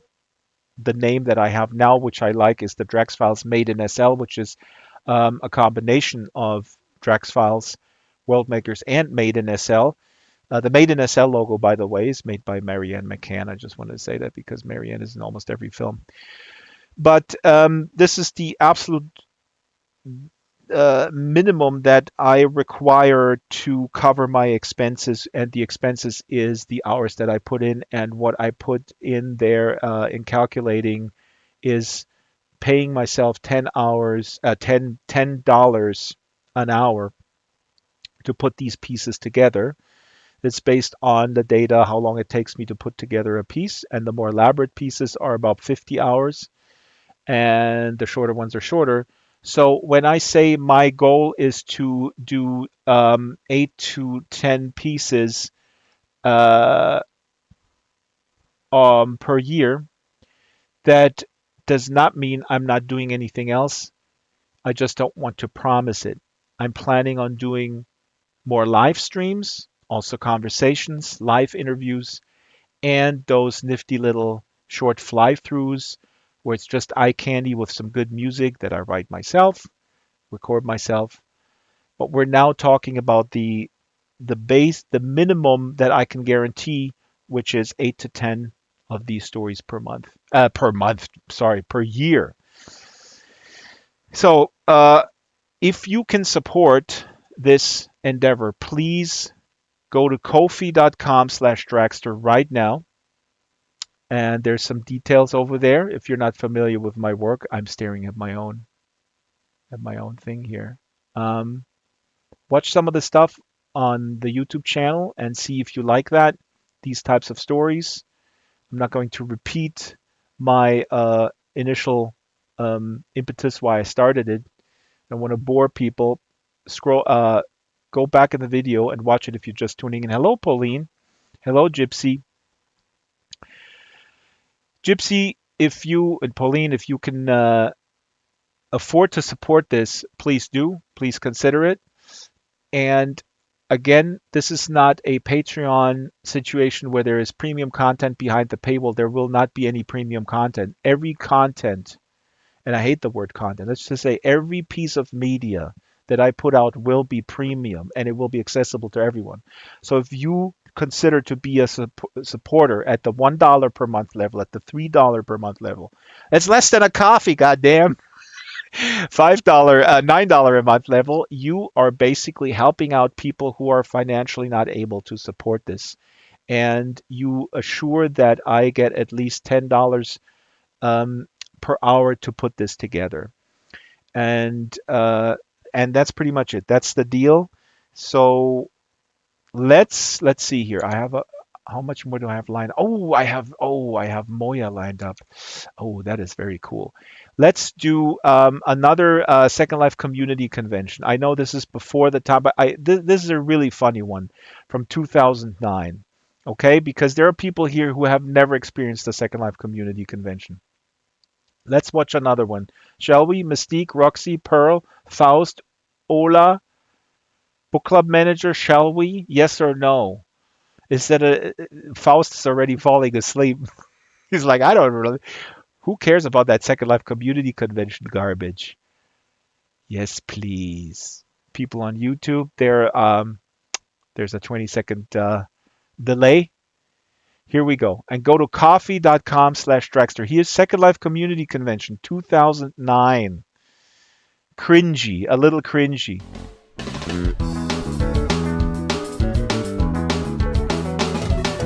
Tell me your name and what do you do in Second Life, please?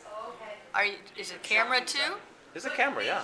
Okay, not with my glasses on. What are you doing with the poor Dragster? He's a very sensitive artist type. You don't evaluate people based on their avatars. Amy, you look really great with these glasses. Now you're just teasing. No. So you evaluate them on what they say and how they say it, what they do and how they do it. This is a video, isn't it? Of course it is video. What do you think? Drinking, music, fun. We're going from here to the lab, back, every hour on the hour. Let me ask you a very important question. Does the driver drink as well? No. Drexter Dupre reporting on two old-timers chatting about the good old days. There was no voice, you couldn't tell. Shiny, I was pre-shiny. Pre-shiny? Pre-shiny. What was pre-shiny? I mean, how did it look? A little dull. Many of my colleagues seem to see Second Life as, Yvonne just characterized it interestingly as Maya with people in it. Second Life is for 30 years old women. Because they don't want about instant gratification. They want like the slow pace, like this Barry White music sort of thing. You know, sometimes people say that they say that too much of anything is not good for you, baby. And World of Warcraft is moving way too fast. You're right.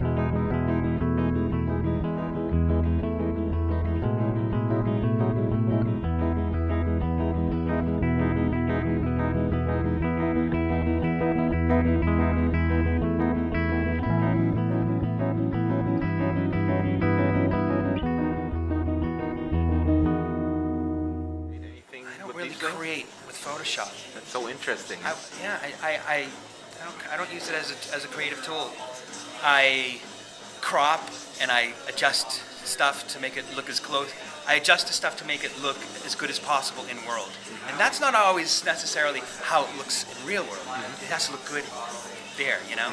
Usually, the smaller reproductions I sell from Second Life. And so the reproductions need to look like the Second Life versions. You know, people think that, you know, like Eshe is some kind of a glamorous chick. I don't even get out of the robe for a week, and I don't brush my hair for 2 weeks on end. It's a very humbling experience to have a lot of people like your stuff, and but at the same time, you know, there are people that want more out of you. The job offers, quote unquote job offers, are, you know, when people offer you exposure. This lady who has a venue, a kind of, you know, medium-sized venue at her sim, she offered me a great deal, like a huge sculpture, something spectacular, my style, you know, something, you know, off the hook. She said, you know, a lot of people come see our shows and dance around here and stuff like that, you know, you're going to have a lot of exposure. I was just ticked off that day, you know, after my portion of hot dogs and beans, you know, for the 30th time like that month. I said, you know, that's very kind of you, but, you know, they don't take exposure at the grocery store, you know? It is such a hard industry to be in. It's so easy to lose faith because everybody else is telling you you're just a cartoon character in a virtual world. What the hell are you doing with your life? It's like a giant support group for us all to come together and say, we may all be crazy, but let's be crazy together.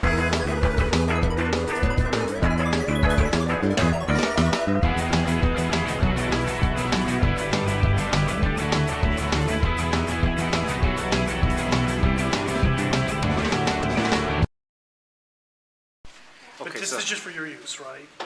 No. Oh, This will where be- are we going to end up? Back up. This will be online. Oh, Where online? On my YouTube channel. No, you have to get rights from us. That's you not know? gonna happen. Really? You know young people in Second Life? Yeah. Well, and even if you look around the conference, there are, I'm not the only one under 30 here. It's true. Go to Comic-Con? No, I go to furry conventions. But furry conventions. Where are the furry conventions? There's one right here in San Jose. A big one. There are furry conventions. 5,000 people go to that one. How many furry conventions are there per year on average? I mean, to your knowledge. Like 25. We're huge. Sorry, that would don't want to discriminate against furries. We sure are. We give the hell up. Are you going to furry convention? Yeah, he's a total furry. Absolutely not. When you have a huge venue like this, it's hard in these 2 days to even, meet and interact with all these people. Sure. Really, it's your own responsibility to kind of plan ahead. I have a list. That's what I do. I have a list of people who I need to kind of connect today and tomorrow. So, I'm following these two women around. I mean, it's unbelievable. There's like a track about healthcare and real issues at SLCC, and right now they're going shoe shopping. I just can't believe it. It's a fashion track, and I'm not in it. Party's over, huh? Yep.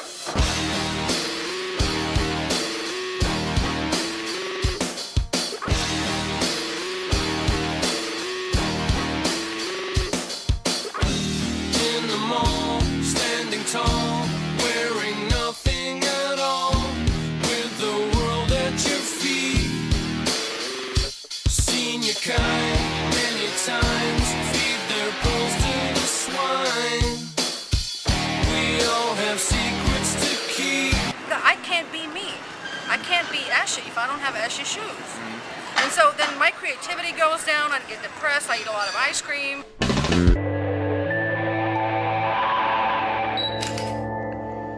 Wow, amazing, right? Second Life community conventions, really a lot of fun. And oh my God, I was so young.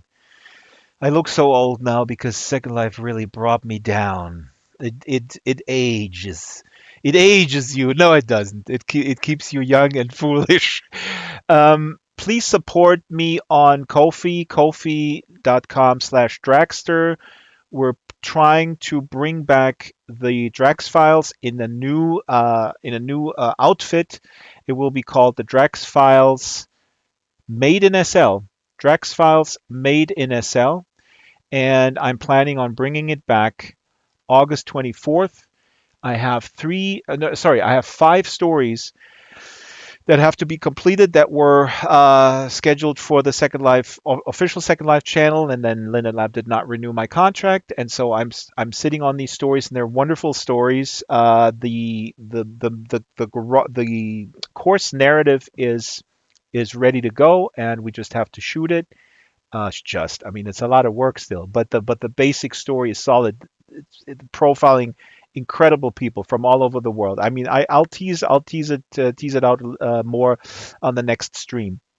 We're talking about producing 8 to 10 of these reportages, mini documentaries per year, plus a number that I don't want to specify, I don't want to commit to, but there will be a number of live streams. There will be a number of special fly-through videos. If you can't afford it financially, please do not feel obligated at all. Right? My goal is to find a number of people who can do it, and they are basically helping the entire community to see more of these stories. And the woman that you saw that spoke I posted it here, is Eshi Odawara, and Eshi Odawara I profiled in Drax Files number 3 early on.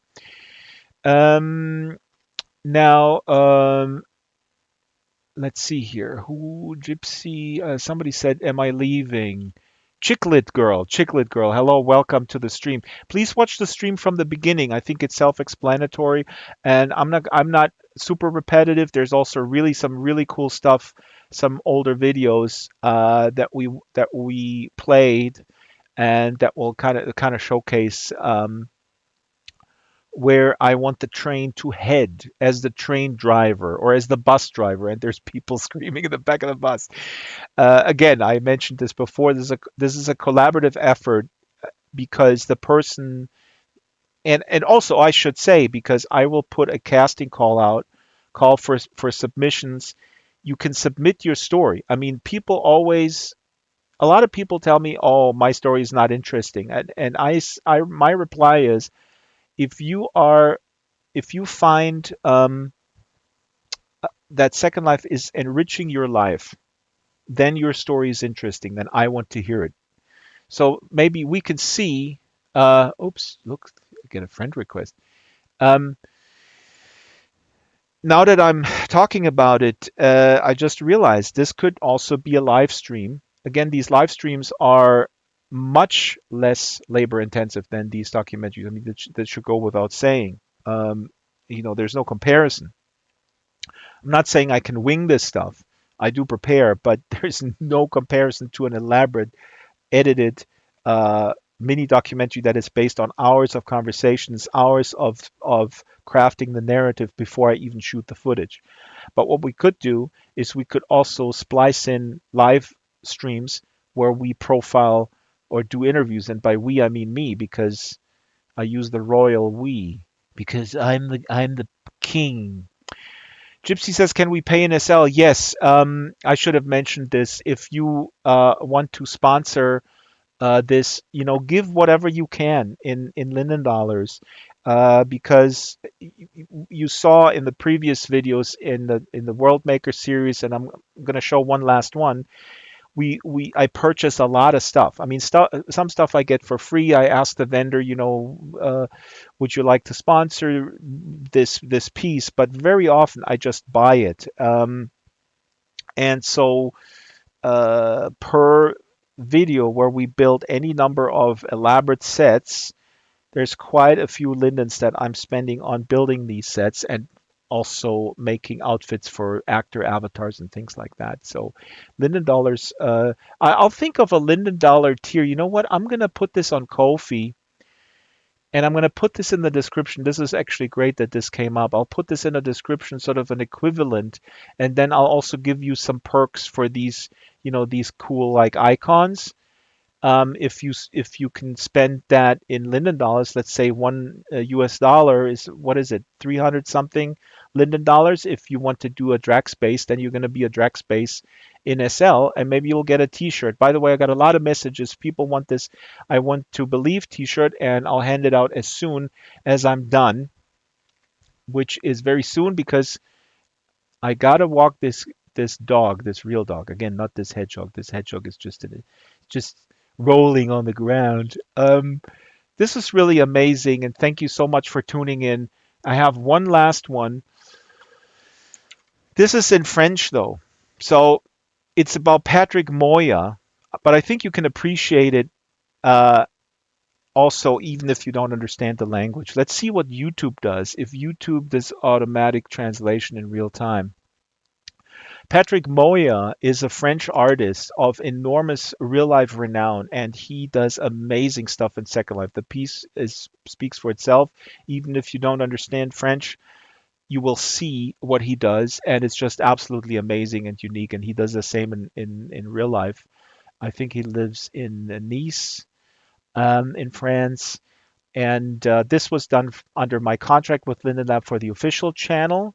So the official channel, I did these fly-throughs, and I did, of course, the Made in SL series, then the sub-series Love Made in SL, and then occasionally I did a narrative piece where the protagonist speaks about what they do in SL, but it was not branded as Made in SL, and that's one of those pieces. So this is Patrick Moya, and his place, you'll find it on Second Life Destinations. I think it's called Moya Land. Highly encourage you to go there. It's amazing. So here we go, and let's see if YouTube translates this. Here we go. Je m'appelle Patrick Moya et je suis un artiste français. J'ai un atelier à Nice et à Monaco, mais je vis et travaille aussi sur mes 4 îles du Moyaland de Second Life. En 1974, quand j'étais étudiant en Beaux-Arts, j'ai réfléchi aux effets de l'image télévisée en direct sur le futur de l'art. Je pensais qu'avec les nouveaux médias, le créateur disparaîtrait au profit de la créature.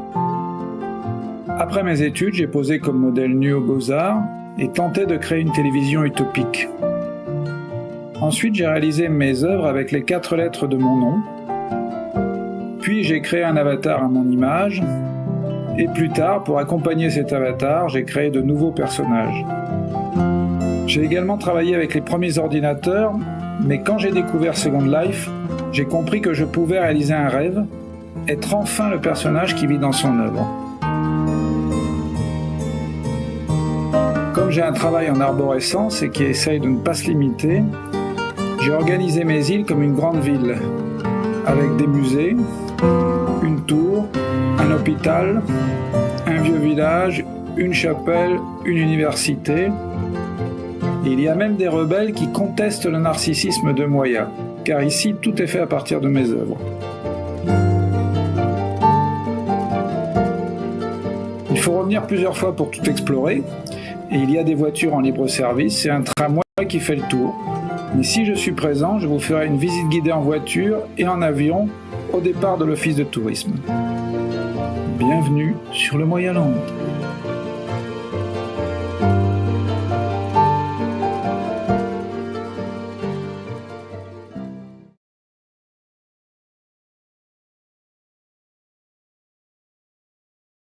Oops, sorry.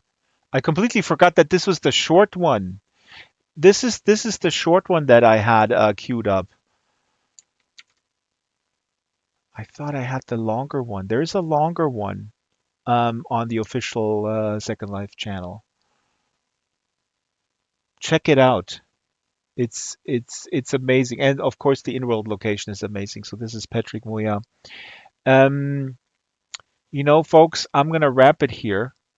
And thank you, Natasha, for becoming a supporter. Thank you, everyone, for tuning in again. If you don't get the reference to Jim from the pledge drive, Hardcore Jim, Jim Davis was his name, Jim Davis, who made you feel guilty, that you were not supporting, that you were not becoming a Drax base, a Drax Pal, a Drax NTSC, or a Drax Superstan. Jim Davis, old school Jim Davis, who was talking 12 hours on a pledge drive and making you feel really, really super guilty.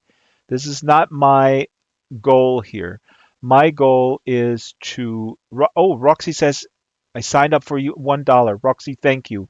Thank you so much. It really is the base minimum that I need to secure as a family man, out of fairness to my family members, where we all put in our work to keep the family afloat and keep a roof of our heads. And so this is basically, in my calculation, the basic minimum that I require to justify the labor.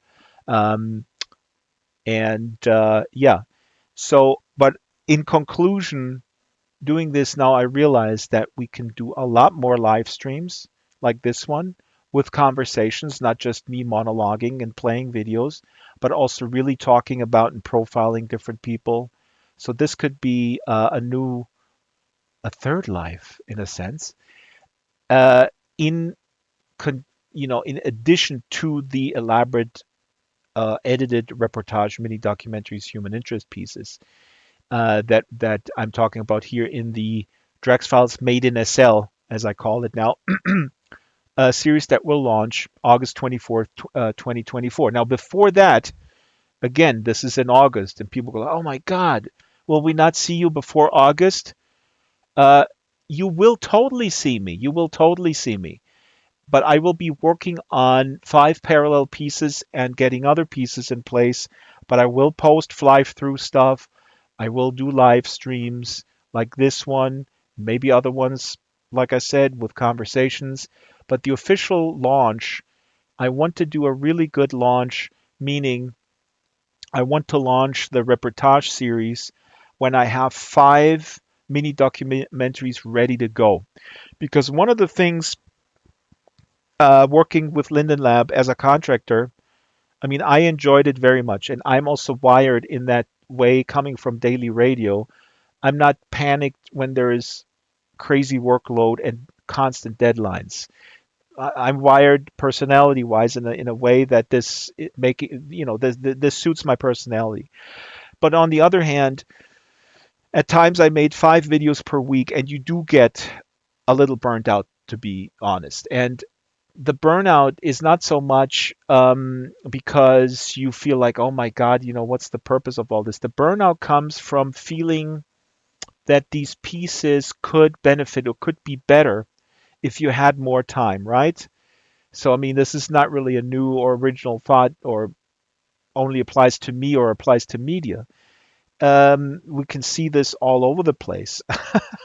I mean, we see it with Boeing. I mean, this is also an issue of capitalism, that Boeing has the doors falling off and the wheels falling off. That's not the. I mean, that's a little bit more severe than me feeling like, oh, I should have edited that a little better if I had another couple hours. But certainly, the frantic pace of the production schedule at Linden Lab was something that contributes to a little feeling of burnout. And with this new schedule that I'm putting together here with this pledge drive, this will enable me to be even more in depth and more thorough with these stories, because I want these stories to have a long life. This is sort of a amateur ethnography thing that I'm doing here, I guess, right? I want to build this mosaic, this tapestry where people can look back and we have a historical record of at least a few of the people who, from all walks of life, who find satisfaction and augmentation of their lives in this space. So that's the purpose. Softnar says live chats here on YouTube is a great idea. Yeah, this is really just emerging now as I'm doing this. I mean, this is something that is fairly, was, like I say, certainly easier to do than the pieces. But I also don't. Again, I want to do a good job and not just produce, background noise for people. Not that you guys are these kind of people, but this is a whole nother subject where I think the quote unquote content, again, content is a word that I hate. The content business is a brutal one, and I don't want to just say things because there's something is scheduled. Hey, you got to say things from 8 to 10 or whatever. I only want to do it when I feel I have something to say. I mean, I happen to have something to say most often, and there's no shortage of people to listen to here in SL, right? It's not about me. It's about giving a platform to the creative people and the intentional communities and all that kind of stuff. And there's no shortage. I mean, again, I'm referring back to this conversation that I had with the Chapman University in Orange County, California, where I did somebody invited me to address the film students and talk about stuff. And the guy who was running it, I don't want to mention his name, the teacher, he said, yeah, all these other places, there was nothing really going on. And said, well, yeah, that's why I'm back in Second Life, because Second Life has just, I mean, it's unbelievable. Culture, subculture, everything. Just the paradise for a storyteller, quite frankly. And again, not narrative stories. I mean, I do documentaries, but just looking at that, finding what drives people is just amazing. Anyway, so folks, I'm going to. Brando says Drex files made in a cell. Oh my God, is that the YouTube transcription? Okay, rebranding is done. Okay, rebranding is done. Now, thank you everybody who was tuning in on YouTube, and thank you here, Mystic, Roxy, Faust still here, and Ola, and I think Arieto left. Arieto had enough. And again, I'll be in touch with everybody, and I'll be asking for contributions in terms of, maybe acting roles, people playing, becoming actors in some of these scenes, or contributing with what they're building. So please do not hesitate messaging me with your projects, with your products, and I will reach out in the book club channel. It makes no sense to start a new channel for now in SL when I am producing things. And I will also do a lot of what is very important to me is to ask people to nominate who they think should be profiled, or a community or a place or a project that should be profiled, and people can also nominate themselves. Again, disclaimer, I'm not going to go back. And I'm saying this here in front of witnesses because I know I am an obsessive guy. So I need to be careful with myself because I can't go back to the frantic production madness of 5 videos per week. It's not going to happen. I'm not going to be like Hassan on Twitch, who is a great political commentator, but or any other numbers. Just Hassan just came to my mind. This is not my life. I'm actually very happy alone with my books and my musical instruments and my family. So as much as I love Azelle, and as much as I love all of you, and as much as I love Strawberry, here she is. It's not really her. And my team and Brett, and all the great Lindens that I didn't meet. I am kind of a loner. So, but anyway, enough about me. Thank you very much. We're gonna go out with a little outro music, with a little slideshow. And I'm also going to vanish in world. So for the in world folks, I'm going to vanish. Thank you so much for watching. Thank you so much for chiming in. Thank you so much for supporting. It's really amazing. And we did it all. We did it all, Branduff, with little to none Jim Davis attitudinal approach. But if you don't support me on Ko-fi, I'm going to jump from this cloud, and we're at 2,000 meters, and you don't want me to smash my bones. So go over to kofi.com/Dragster and support me now, or I will die. And can you really live with this on your conscience? I ask you. I ask you. Thank you, everybody. Thank you. Goodbye.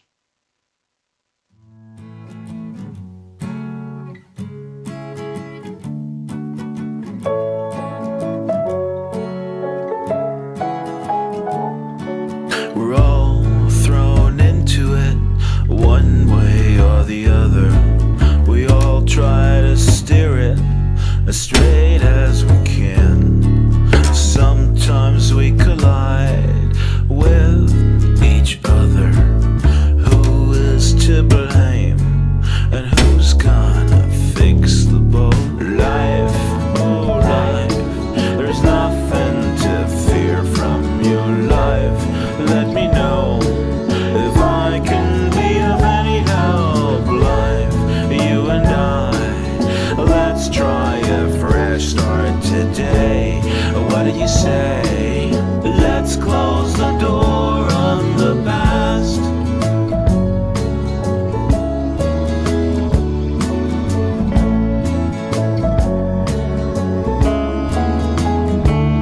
So we swim, and it is in so many ways just a little trick to keep our heads above water.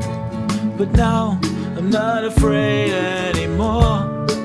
Life, oh life.